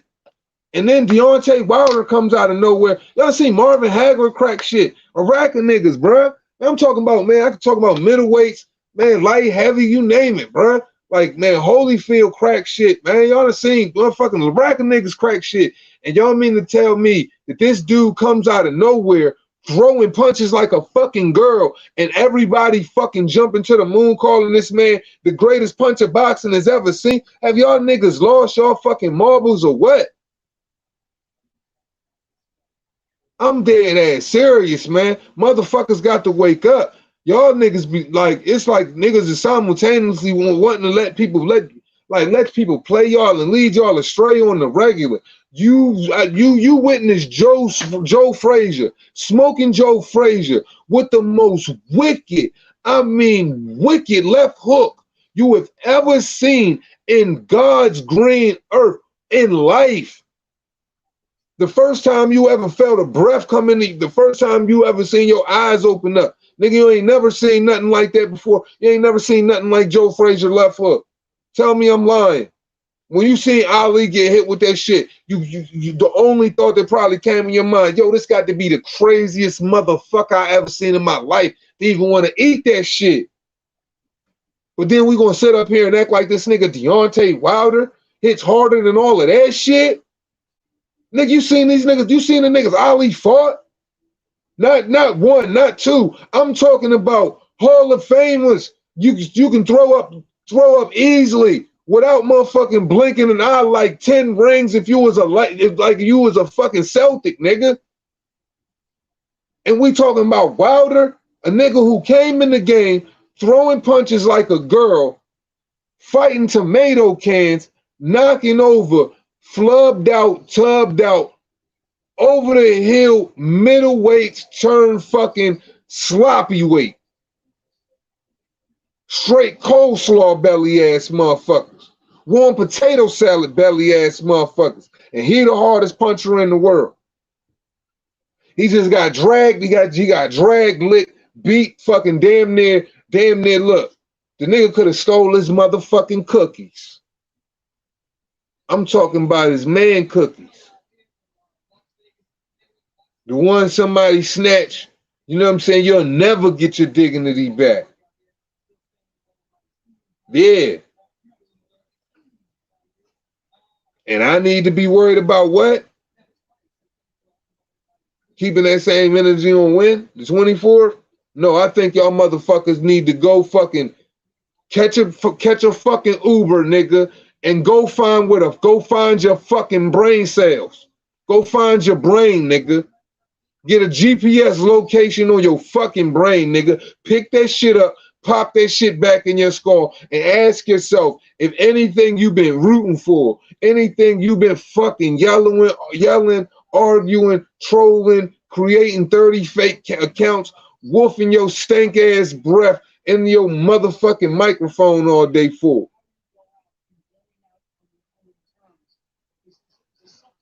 Tell me how that makes sense. Tell me how this shit makes sense, man. Tell me how this dude is the hardest puncher in the world. Like, how do y'all even like, yo, even with the shit y'all have seen, what gives it credit? Because he did what? To Luis Ortiz? Who the fuck was Luis Ortiz? What made him great? Was it who? I'll wait. Was it Malik Scott? Wasn't Malik Scott, was it? Oh. Was it? Who was it? Wasn't Dave Allen, was it? Oh, that's right. But this is the dude. Oh, was it Harold Sconius, the one who put him on his ass? Was it that fat nigga that looked like motherfucking Big Van Vader? Your ass was fighting somewhere in the back of a goddamn boutique, the goddamn banquet hall for fucking that they look like they do fucking volunteer fire department fucking ribs and rib dinners on Sunday and shit. Cause that definitely was a volunteer fire department goddamn boxing match. And can't nobody tell me I'm lying. Was that what made him the greatest puncher you guys have ever fucking seen? Was that what made him the most marquee bust of all time? Because let's not get it twisted. One thing Deontay Wilder is crazy, right? Deontay Wilder, like he's like who the biggest bust in the NFL? Ryan Leaf, right? Ryan Leaf still the biggest bust in the NFL? Ryan Leaf, who the biggest bust in the NBA? They would say Kwame Brown, but Kwame Brown wasn't really the biggest bust in the NBA. Either way, you would go down as boxing's Ryan Leaf. Shout out to boxing's Ryan Leaf, man. That's who Deontay Wilder is, man. Deontay Wilder is boxing's Ryan Leaf. He getting all of this bread and he don't deserve it. It's like you became the highest paid draft pick, but you ain't got the arm talent though. Nigga, you one big, and nigga, if this was Wall Street, nigga, every nigga, the SEC, they'd be all up your motherfucking ass. Pause. Nigga, you would have been got locked up, nigga. You would have been sharing a cell with motherfucking the bitch that make the blankets and shit and be cooking dinner for Snoop. Martha Stewart. Yeah. You will be sharing a fucking bunk with Martha Stewart because you ain't nothing but a bitch anyway. We know you want to get pregnant. You want to see. You want to see what that shit feels like. Oh, you can't make this shit up. Jesus Christ.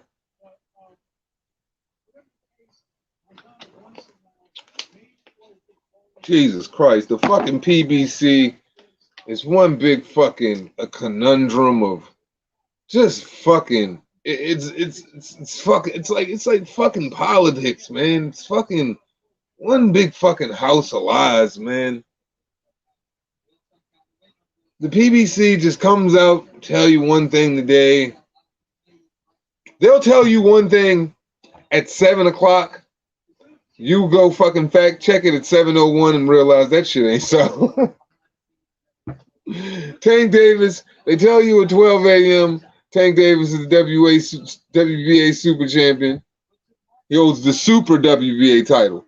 They said Tank holds the super WBA lightweight title. They said Tank Hurd holds the super WBA.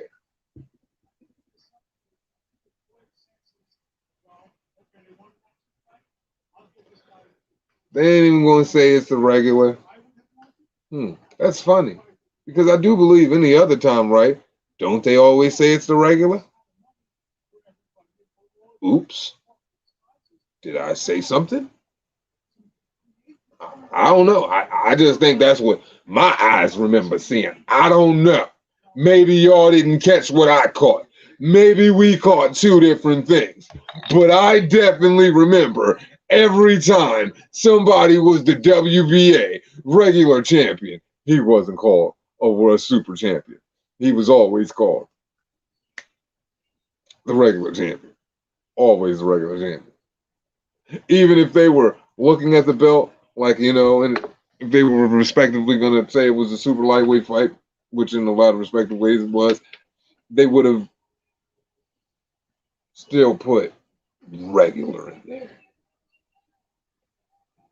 There was nothing regular about that title and how they titled his acceptance of that title.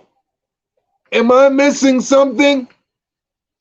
Or is this isn't this the second time they tried to do this shit to us, guys? Like, I do believe they did this with Terrence Crawford, but they called Manny Pacquiao the WBO regular champion, right? Because they knew everybody would be smart enough to know that Bud Crawford is the WBO super champion. A lot of people in America don't know who Josh Taylor is, so you're not going to get a lot of backlash and a lot of whiplash from that, huh? Smart one, PBC.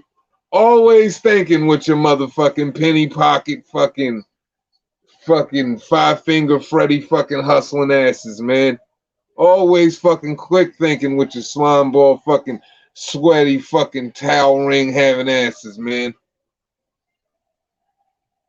Just typical work of those guys, man. Jesus Christ. Blue Blood cites Ego as a source. Ego claims Dante told him Dante is a source of 78 and 78. Hers was Blue Blood, and that's their system of proof. Hey, man, sounds like a very, very, very well thought out and definitive process of execution. I think that I see a very, very unfamiliar success rate there. And I say unfamiliar because it doesn't really matter how the success rate is.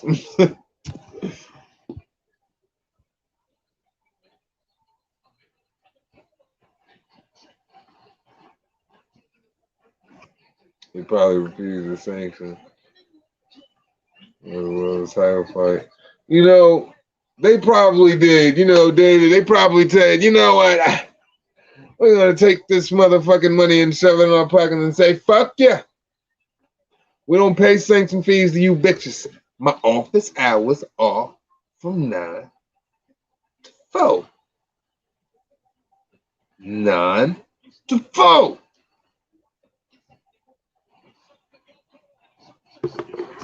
Oh, dude. Dude, it's so bad looking at the second Mayweather versus Mayweather Chino fight, bro. Because you can tell, bro, Chino was like so overweight for that fight, man. Like you can tell he was out of shape. He wasn't in shape. Like you can tell the life got to him in that second Mayweather fight. It would have been a hell of a fight if Chino would have actually been 100% locked in and much more disciplined than he was. You know, yeah, man, discipline is a hard thing to have in the sport, especially considering making a lot of money, having people fucking love you, pretend like they love you all of the fucking time, driving fucking cars you never thought you would ever fucking have, et cetera, et cetera. We know the list fucking goes on, man. But yeah, and just imagine what type of fight that would have been to see that guy in fucking his peak conditioning, how he was when he came in hungry for the first fight. They made it clearly debatable. Yeah, man, imagine if he would have been that same guy coming into that second fight, you know, or maybe it wouldn't even have mattered because we know how full it is, man. Once he downloads it once and then he got you. Definitely don't want to give him too much. If there's ever if there's ever a 10 out of 10 aspects and it has to do with Floyd Mayweather, bro, and you're in a boxing match, you better make sure your 9 out of 10 happens on that fucking night and you better execute it. Because if there's a rematch 9 times out of 10, you ain't gonna execute it. Oh yeah, I'm drunk as fuck, Frank Lopez. Oh yeah, I'm drunk as fuck. 2 bottles of Deer Park got me faded. Faded. I'm needing double fisting that shit, shawty. Yeah, would have, could have, but it doesn't change the fact that, you know, I got fights, I always play fights in the background whenever I'm talking and shit like that. So that just happened what happened to come up. And it popped in my mind, and regardless of whatever it was, I could care less about how the outcome was. You know, Chino lost. Floyd is my favorite fucking fighter, so I don't give a fuck that he lost. I'm just stating that, man, it still would have made it for a hell of a fucking fight. I mean, shit. I mean, is that okay? Can I do that? Fuck.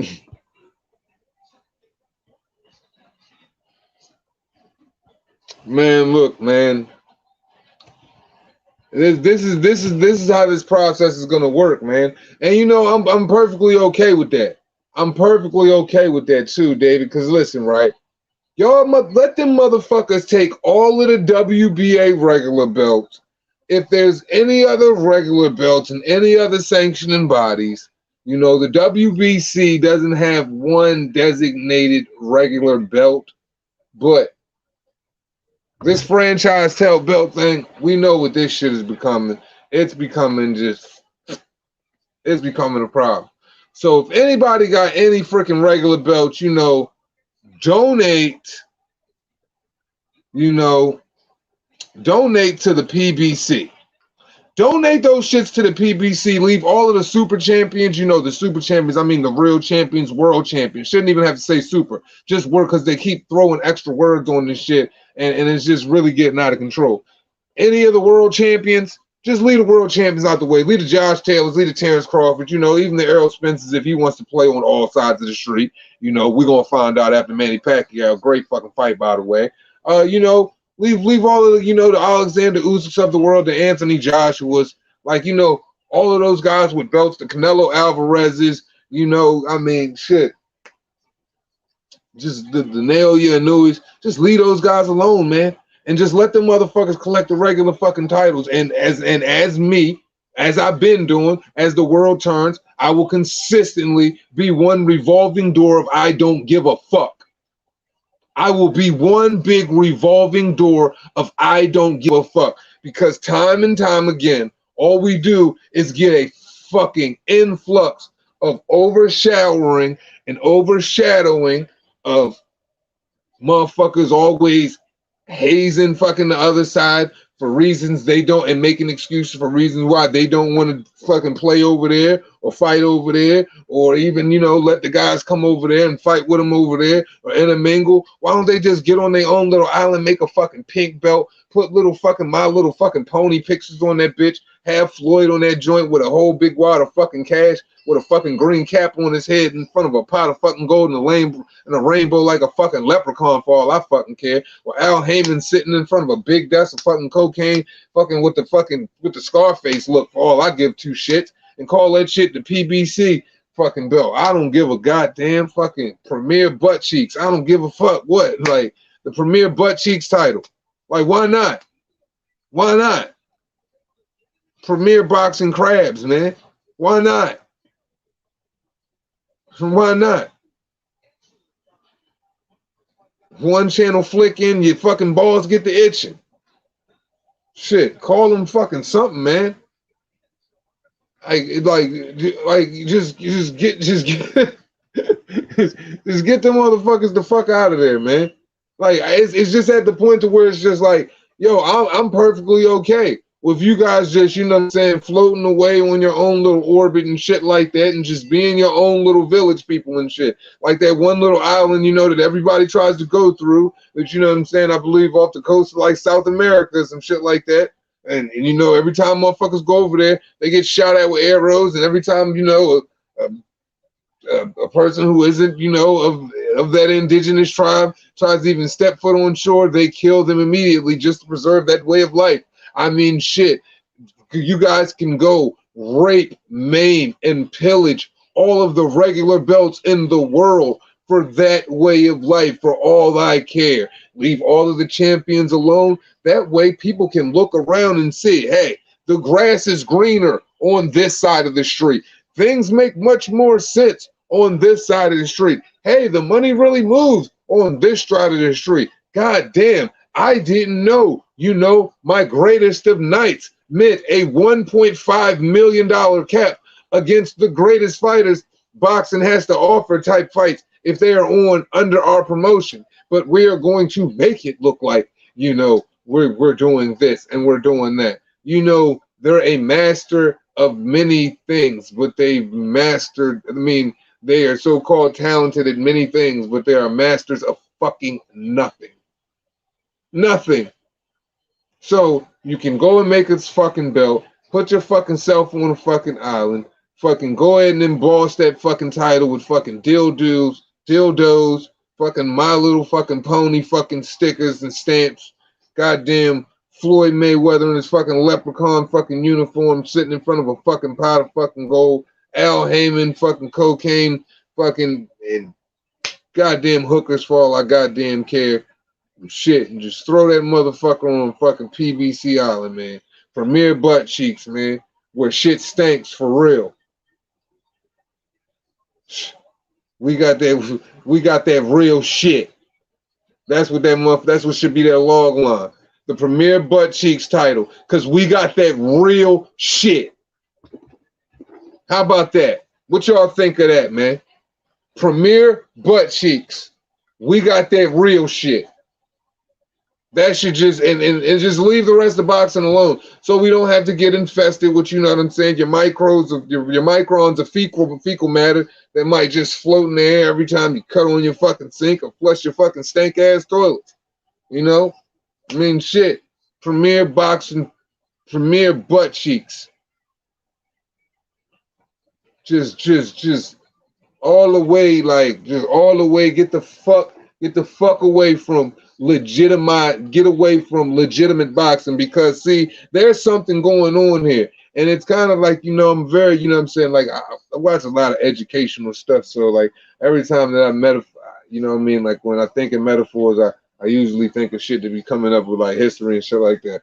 But you know, like it kind of looks like there's two wars going on here, like, you know, with two different governing bodies. You got the one that you see on the surface, and then you got the other faction over here that's just working behind the scenes, and they're trying to manipulate boxing and make this one fucking puppet show and have everybody, you know, watch these fake fucking fights with these fake fighters with these so-called fake physiques, with this fake, you know what I'm saying, with these fake techniques, with this inability, with this lack of knowledge, this lack of love, the you know what I'm saying, the true essence of everything that a fighter really embodies and really carries the name of what a fighter is supposed to be and carries the definition of what a champion really is and walks and really moves like a fucking champion, bro. And for real, like that's just like they just man, I'm so sick of these niggas, man. Nobody cares in the boxing. Nobody cares in the boxing game. Cares about nothing but money.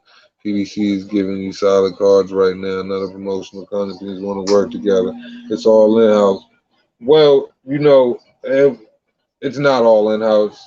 Several promotional companies work together. Like I said, I can point to over 60 zone cards that happened in 20 2020 2020 alone. Everybody works together except for Premier Boxing Champion.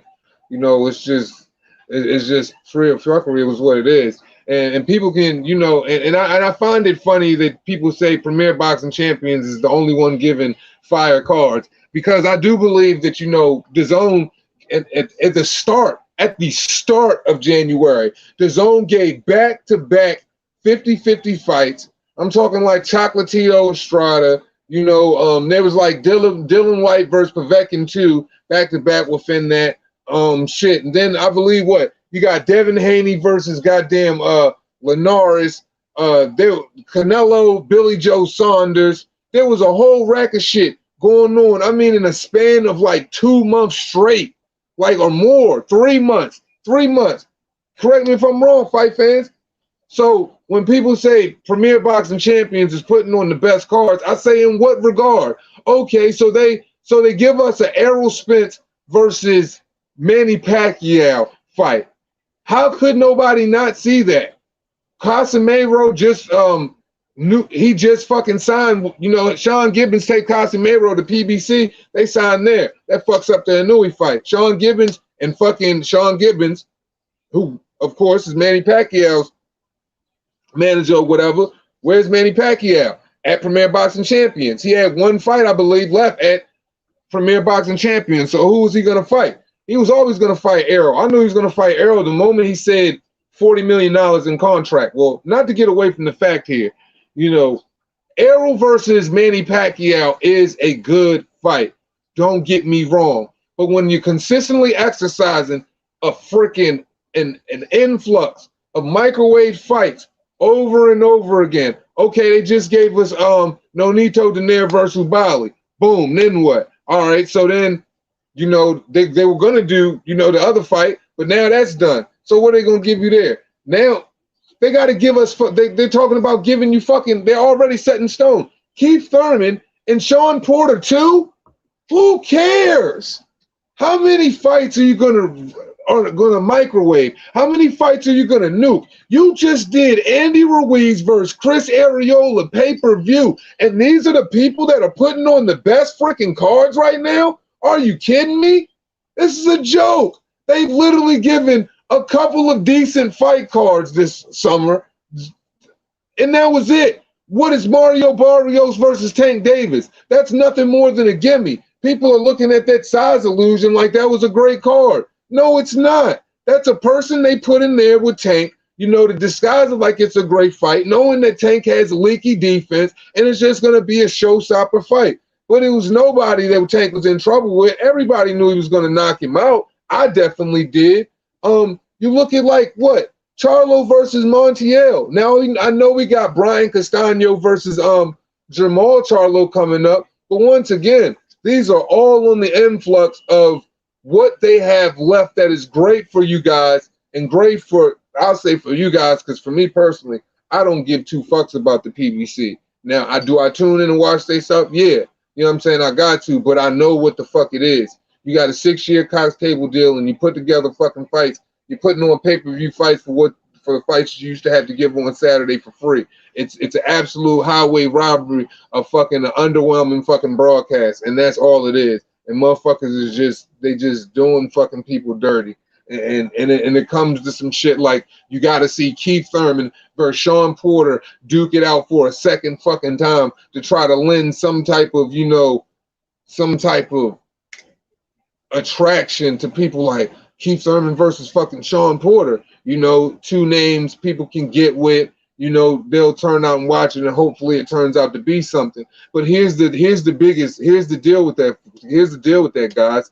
All of that's good and well, cool. I'm all for a good fight. But after that's done, after you see Manny Pacquiao versus Errol Spence, which I think Manny Pacquiao is going to knock him the fuck out. After you see that, then what do you have left? After Jamal fights Brian Castano, then what do you want to see from Jamal at 154? 160.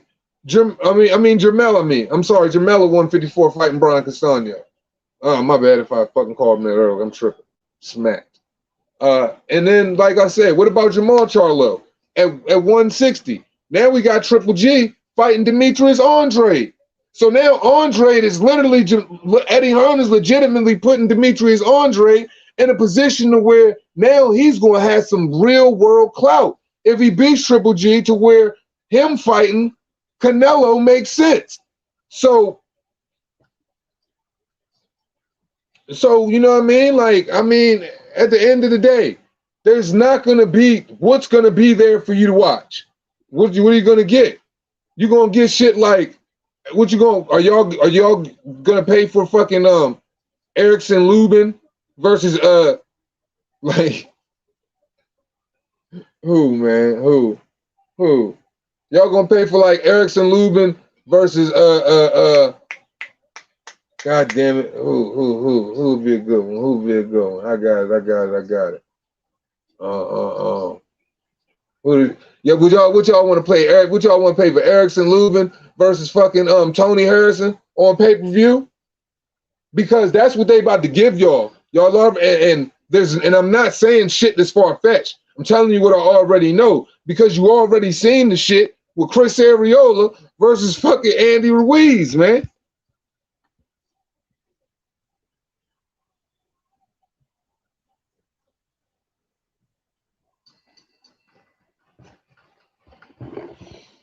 When I point blame where blame is supposed to be equally where I point blame where it's supposed to be properly placed. And I'm properly placing in the blame of the PBC's department when I just put up a video not even fucking a week ago, 2 weeks ago, of Jamal Charlo in his recent fight with Juan Macias Montiel, sitting up here talking about Demetrius Andrade isn't a fight that makes any sense to him, because it isn't going to generate any money, and it makes no sense to fucking make. But you're fighting Juan Montiel, and what money, and is that more lucrative than a Demetrius Andrade? I'm pretty sure we both know the answer to that question.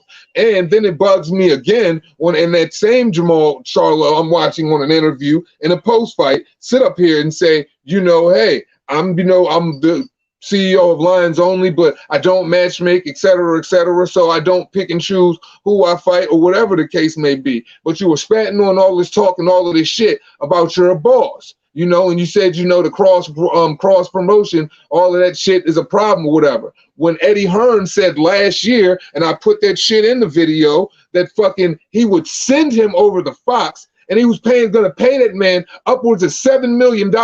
Jamal Charlo just made his first $1 million fighting Sergey Derevyanchenko. So we're not going to sit up here and act like you might not be one person that doesn't want to point blame, like there's equal blame to point at fucking Top Rank or DAZN when they've done 5 or 6 co-promotions, when you can automatically think of Luke Campbell and freaking Vasily Lomachenko off the top of your head, when you could think of fucking masterpiece fucking boxing matches like Jose Ramirez versus Mighty Mo Hooker off the top of your fucking head. And I can continue to keep going on and on. And you got guys like Premier Boxing Champions, when every time Eddie Hearn sends an email, every time they fucking try to sit down and have a fucking fight or do an interview, it's always turned down. There have been people that have been fucking fired for setting up interviews to do a fucking one of the biggest fights the heavyweight world was ever going to see, and this is just my passion. This isn't no energy coming at you. This is just my passion for boxing and just my hate for how just boxing moves, period.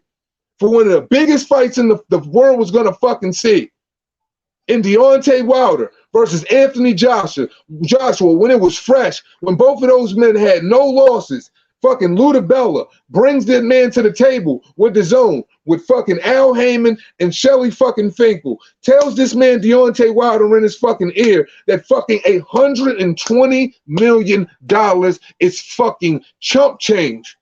Deontay talks Deontay Wilder out of it, and they walk out of the fucking interview, and he fires Ludabella for getting him an interview for the most lucrative pot Deontay Wilder could have ever made in his fucking life, for one, and for two, one of the biggest fights, if not the biggest fight the heavyweight boxing world would have ever witnessed, for all of the heavyweight jewelry that the boxing world has to offer. So when I've recognized problems like that, and when it always comes back to these things called cross promotion, when it comes to belts exchanging hands, when it always looks in the era of PBC, I have to point in the direction of the PBC, because they're the only ones not willing to engage with anyone.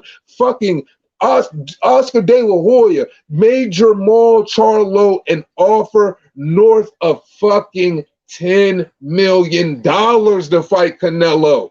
$10 million. Crickets, bro. Crickets. But these dudes constantly get out there and they talk Triple G. They constantly get out there and they talk Canelo. Errol Spence constantly get out there and he talks Bud Crawford. But when Bud Crawford running you down with Bob Arum, nobody got, you know what I'm saying, dead ass wanting to fight. But then what does Errol Spence do? Fight lightweights, fight dudes that ain't never beat nobody at 147, and we can all just sit up there and not point blame at the PBC. And that's why we don't have problems that are always solved in boxing, because we just always just with the fucking program with what's be going on. I don't fucking settle, bro. Fuck that settling shit, and fuck that being okay with shit. And for me in my position, it would be a scary sight for a nigga like, I said nigga, for a nigga like me to be okay with being settled with certain shit that I see. Man, I want the best to flow in the sport. I want to see the best fucking fights happen. I want to see the best fight the best. I want to see more Jose Ramirez versus Josh Taylor, man. So for me, man, it's all about, man, kicking the shit, man, until them boys start kicking some shit.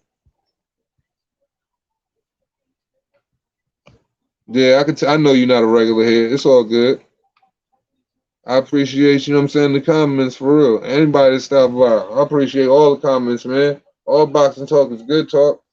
Nobody here to slander nobody, man. We all just got questions and answers like everybody else. Eddie offered Charlo 10 mil live, and Charlo suddenly needed Al's permission. Eddie offered Andre to the PBC, but they went silent. So who is it that only wants to have in-house fights? Only PBC. And see, that's like the biggest problem for me, because it's just like, yo, like my aggravation always goes towards like, man, it's like say if you grew up in a small town, or you got family members that grew up in a small town and you frequented there, like a very close family member. So you know they got one of them shits to where, you know, everybody go to the same church, you know what I mean? The majority of them go to the same school, and maybe, you know what I mean, and the other majority go to the other middle school on the other side of town.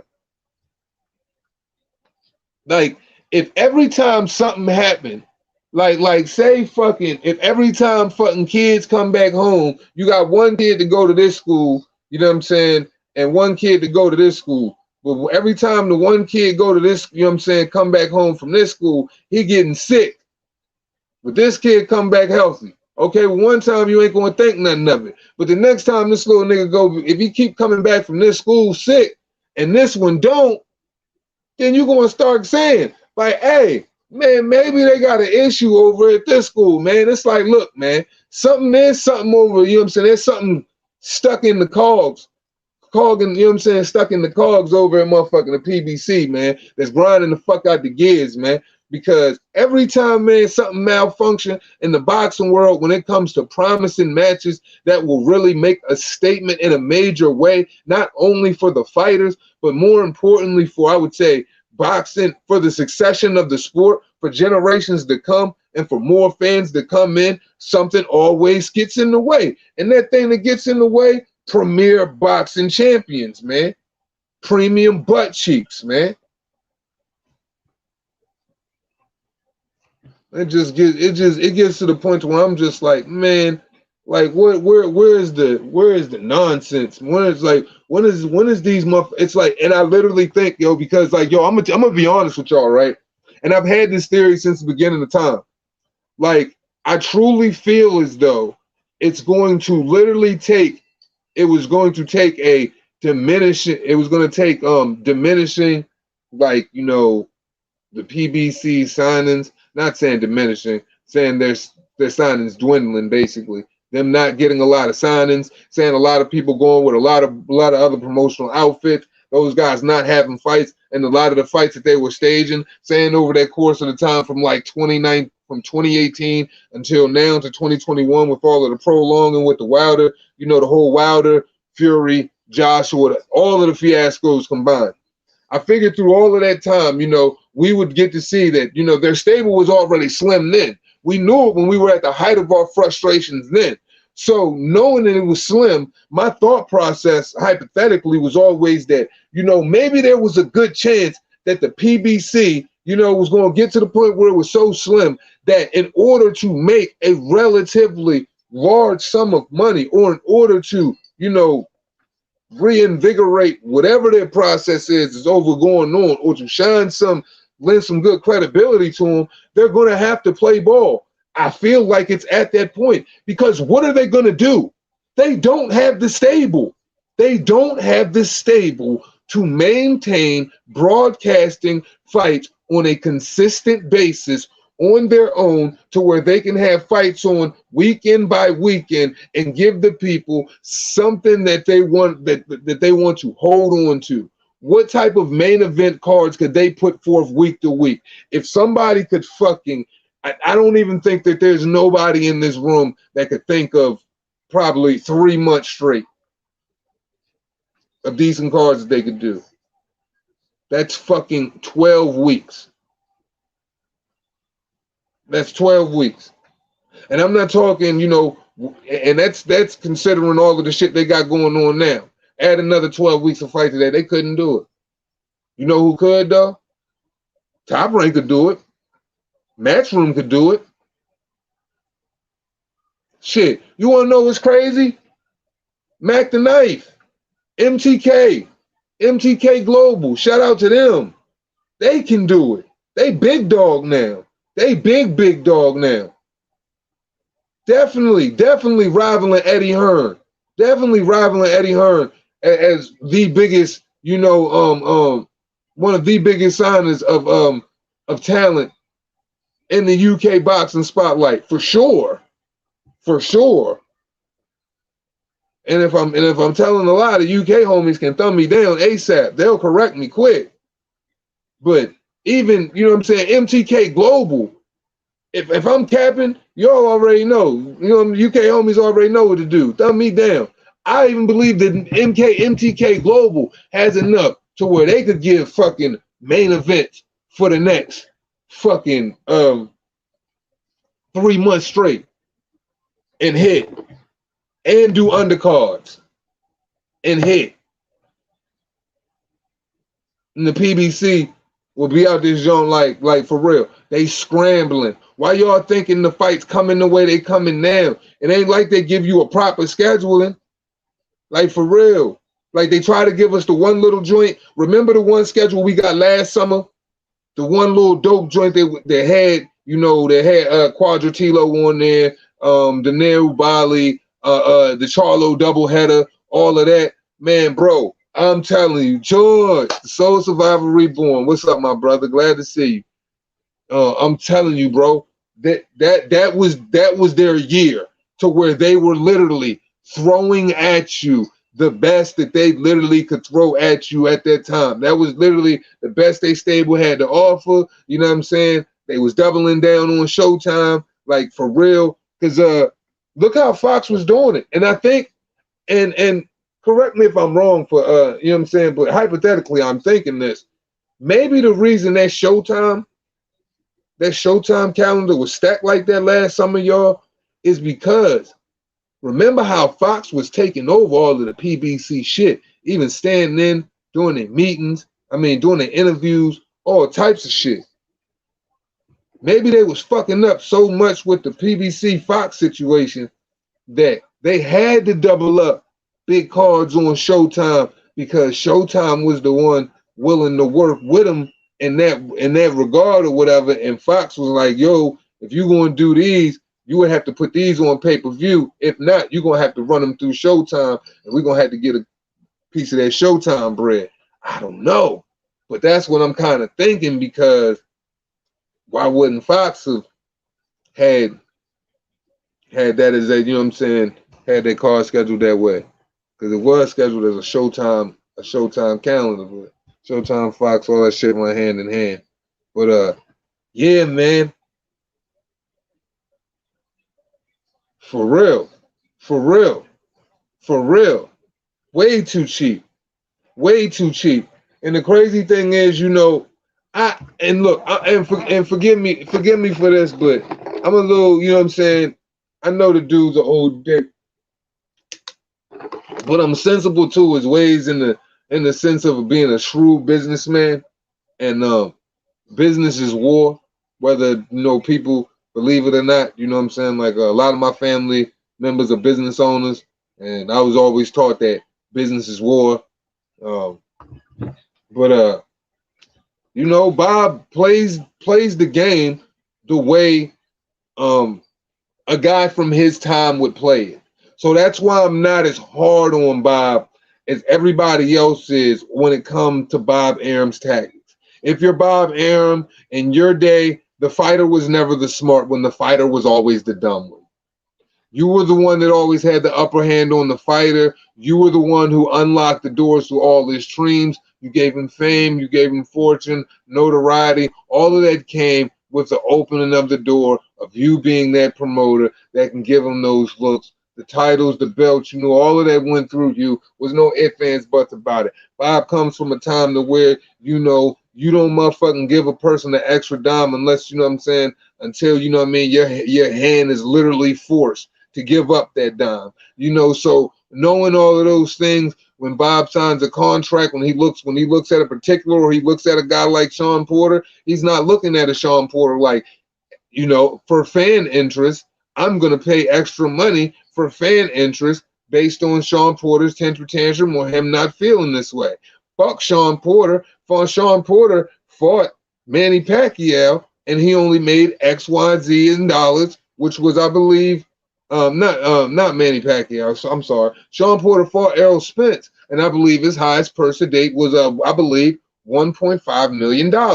So, and knowing that, you looking at Sean's $1.5 million, and you're gonna say, you know, Sean Porter only made $1.5 million fighting fucking Errol. So why am I gonna pay Sean Porter more than what the PBC would pay him at 1.5 when he is no longer a champion, coming off of a loss, and he's fighting my fucking fighter, Terrence Crawford? It makes absolute, in his mind, it's like it ain't making sense to him, because he's not putting a marquee value on Sean Porter, because look how much Sean Porter, like how much audience reach does Sean Porter really have? Really? Like, let's be honest here, you know.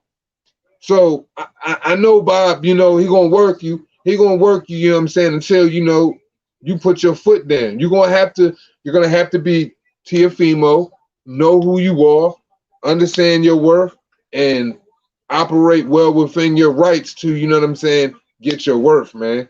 That's why I really don't be flexing too hard on him, because he's like, yo, you can't expect that young nigga to, you know what I'm saying, start being entrenched, you know what I'm saying, with millennial or zennial, you know, values, or whatever the case may be, or to think witty like somebody that was born, you know what I'm saying, from, you know what I mean, before, no later than 19, you know what I'm saying, 1980, you know what I mean? Like, come on, man.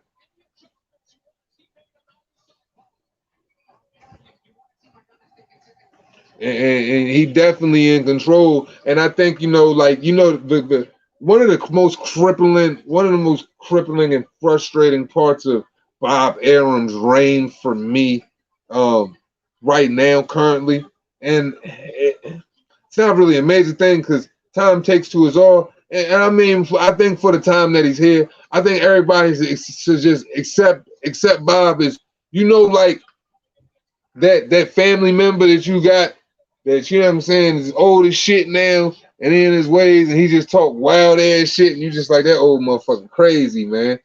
It's like he old and he's set in his ways. Motherfucker might be a nice guy one day, he's gonna be an asshole the next. That's who he is. But just look at him like an OG in the game, captivated a lot, did a lot of shit in the motherfucking sport, created a lot of fucking amazing headline and boxing events, man. But he's a shrewd motherfucker, man. He's a shrewd motherfucker.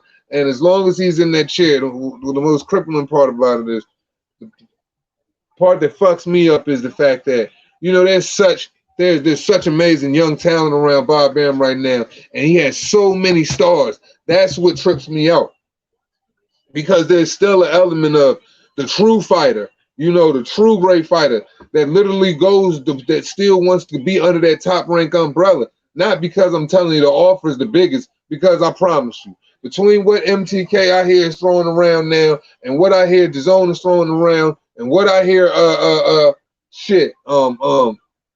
and MTK, what I'm hearing they're throwing around right now, I'm sure that, you know, Top Rank was not the highest bidder. You know, he has ESPN, that is a good promotion, you know what I'm saying? But okay, whatever. Like shit, nobody watches fucking TV anymore. Everybody does it on his app. Great fucking app, whatever. But I'm saying, like, so knowing all of that shit, like, you would think that he would do a lot better in moving his product. He's so old and he's so set in his ways, and the sports where all his where his engines still ain't, where his cylinders still ain't all running, like that's where he's fucking up.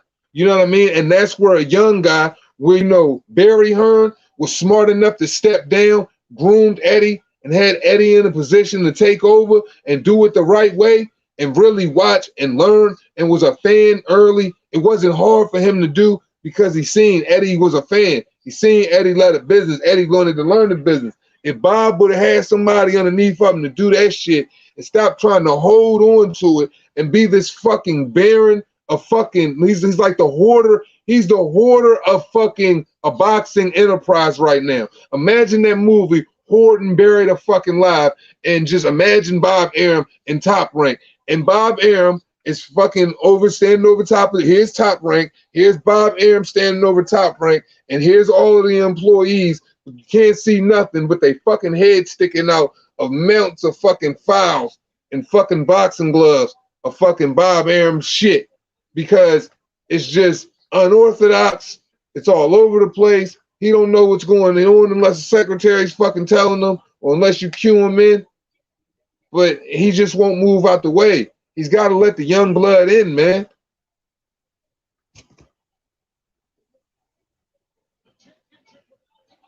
Shit, that's a fact. That's a fact. That's a fact. That's the crazy part, right? Because I would never think in a million years, bro, do you know what a vicinity, like, yo, on guard, I want y'all to put in the comment section, tell me realistically, if you just had an estimate after your first time seeing Lomachenko fight, if you just watched Lomachenko one time and got to see him fight, he was a main event fighter. He was the star one. He was the main event guy, walking in as the Matrix, Neo, all of that shit. You got to see him fight for the first fucking time, packed crowd or whatever. What would you estimate his worth as far as star power? You know what I'm saying? Just based off of his fighting performance, like how many M's would you think he's bringing in probably per fight, based off of what are you seeing in him as a performer? Because normally a person who performs like that, for me, if you ask me that question, Lomachenko, for the way Lomachenko performs in the ring, and from what I saw him from the first time I watched him up until now, I've always been under the impression that this dude should be a fucking superstar. There is no question in my mind that this dude should garner more than fucking a couple of thousand in fan attention, man. Like the real fight heads, man, people when they watch him, they love to watch him fight. But the first thing, like, dog, if I was Bob Arum, bro, I would have been had him speaking English. Would have been had him on that shit. I wouldn't have had him just getting on that shit now. I would have been had him doing that shit when I brought him over. Like, yo, ESPN, and you not advertising that nigga with all the dope shit they can do over there. I would have took that nigga to Nike. Man, bro. Man, facts, bro. You would think that nigga somewhere up there with Floyd, Manny, Oscar De La Hoya. You would think he's seeing like Tito bags, Julio Cesar Chavez, Sugar Ray Leonard type bags and shit like that. Because the motherfucker he's a sensational fighter, bro. Sensational fighter. And what I mean sensational is show stopping, bro. Like you want to watch that shit. Like you in awe because you like, yo, what's this nigga going to do next? Like, and you still get that feeling when you watch him, bro. It's like you on the edge of your seat. Not because you may thinking he gonna make a mistake. It's just like, what is he gonna do out of making somebody else make a mistake? And that to me is dope as fuck. That's dope as fuck. Shit crazy, bro. Sure is, man. You know what? And look, man. It's only so long these old dudes are gonna be able to be around and doing what they doing, bro. Like I said, man, you can't stop time. And like what Fox is doing right now. You know how they shit it on the app? Man, that DAZN app kicking they motherfucking ass up down the street, down the back alleys, motherfucking in they work hallways, the pissy stairways, the elevators with the fucking elevator music, all of that. All of that. Like, DAZN is really putting hella foot up they fucking ass. Got them tasting Timberland trees all in their neck. Now, I guarantee you, behind closed doors, what you think Fox and them niggas is trying to do right now, I guarantee you. I guarantee you guys. I guarantee these motherfuckers are trying to devise the most cash efficient and profit returning form of doing a fucking a premier boxing boxing ass cheeks fucking app, man. These are facts, Frank. I mean amateur. I mean Style Lopez struggled with him. Struggled with his height, struggled with his unorthodox ability. You know what I mean? Had problems with him. He was putting fists on him all night. Fucking Lopez went in there and broke him down with a fucking method of strategic execution, man. That shit was phenomenal. I mean, like that, look, man, that was high tech. That was high tech right there. That was that high tech moment. That was the moment I fell in love with. High tech. You know what I mean? When he all the way turned up, really locked in, not doing the extra showboating shit, just going in there being super efficient, bro, and ain't even realizing through all of his technical repetition, he's being more of a showboat than he ever could possibly be if he even thought to fucking taunt or flaunt. That's crazy, man. Hey, man, but that's all I got for you guys, man. This shit has been fun as hell, man. I really miss you guys, man. I've been working like fucking crazy, man. Boy, trying to become a boss, man. I will see you guys again. What? Shit. I gotta work tomorrow. I probably ain't gonna get home from the dealership for like 6, 7-ish. So I probably won't do it tomorrow. Probably Friday morning. We'll probably do Reaper Gang Radio Friday morning around like 10 o'clock Eastern time in the morning. I think that should be a pretty good time for everybody. And yeah, man, throw me something in the comments, man, of what you guys want to see on the edits next, man. I'm about to do a Tank Davis video and put that out. I'm about to do a Lomachenko video. And yeah, man, I'm gonna do another Wilder Fury video too, since the fight's coming around the corner. So yeah, man, and Jamel Charlo. That's what's on the menu for me right now. And anything else y'all would like to see, man, please let me know. I'm sponging all of that shit right now. I really want to do. It was nice to meet you too, Frank. I'm glad you came through. LeVron, salute. You already know what it is. Reaper Gang family for life. David Watkins. Appreciate you, family. Reaper Gang, Wizard Sleeve, Fury sucks. Wilder really sucks. These are facts. Yeah, man. Yeah, man. Just throw me whatever, man, because I want to get more edited content out to y'all. I know y'all really like that shit, and for real, it make me feel good. You know what I'm saying? Knowing that I put something out and you guys really take to that shit and look forward to it, man. It trips me out knowing that, you know what I'm saying, I make something and y'all can sit back for 20 and 30 minutes and enjoy that shit in your cribs and shit. So, yeah, man, more boxing content, creative shit, you know what I mean? Whatever shit, it don't matter. If y'all want me to, the Reaper Gang War Report, I will make sure I do that every, I start doing that, start working on that immediately every Saturday. Sunday morning, I'll start working on it immediately at 12 a.m. So that way, when I got to go into work, I got to go in the office on Monday, I can already have it exported. You know what I'm saying? So that way I can go ahead and put it up on YouTube.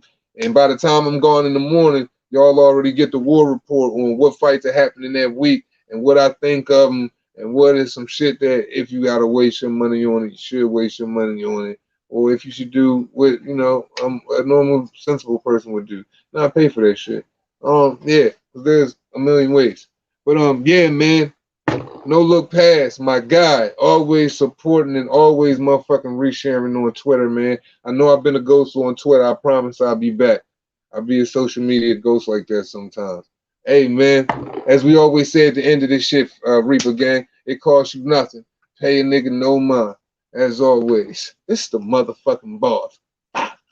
You already know what it is. Respect everybody. And always remember, y'all motherfuckers are stars. So go out and shine like one. You dig me?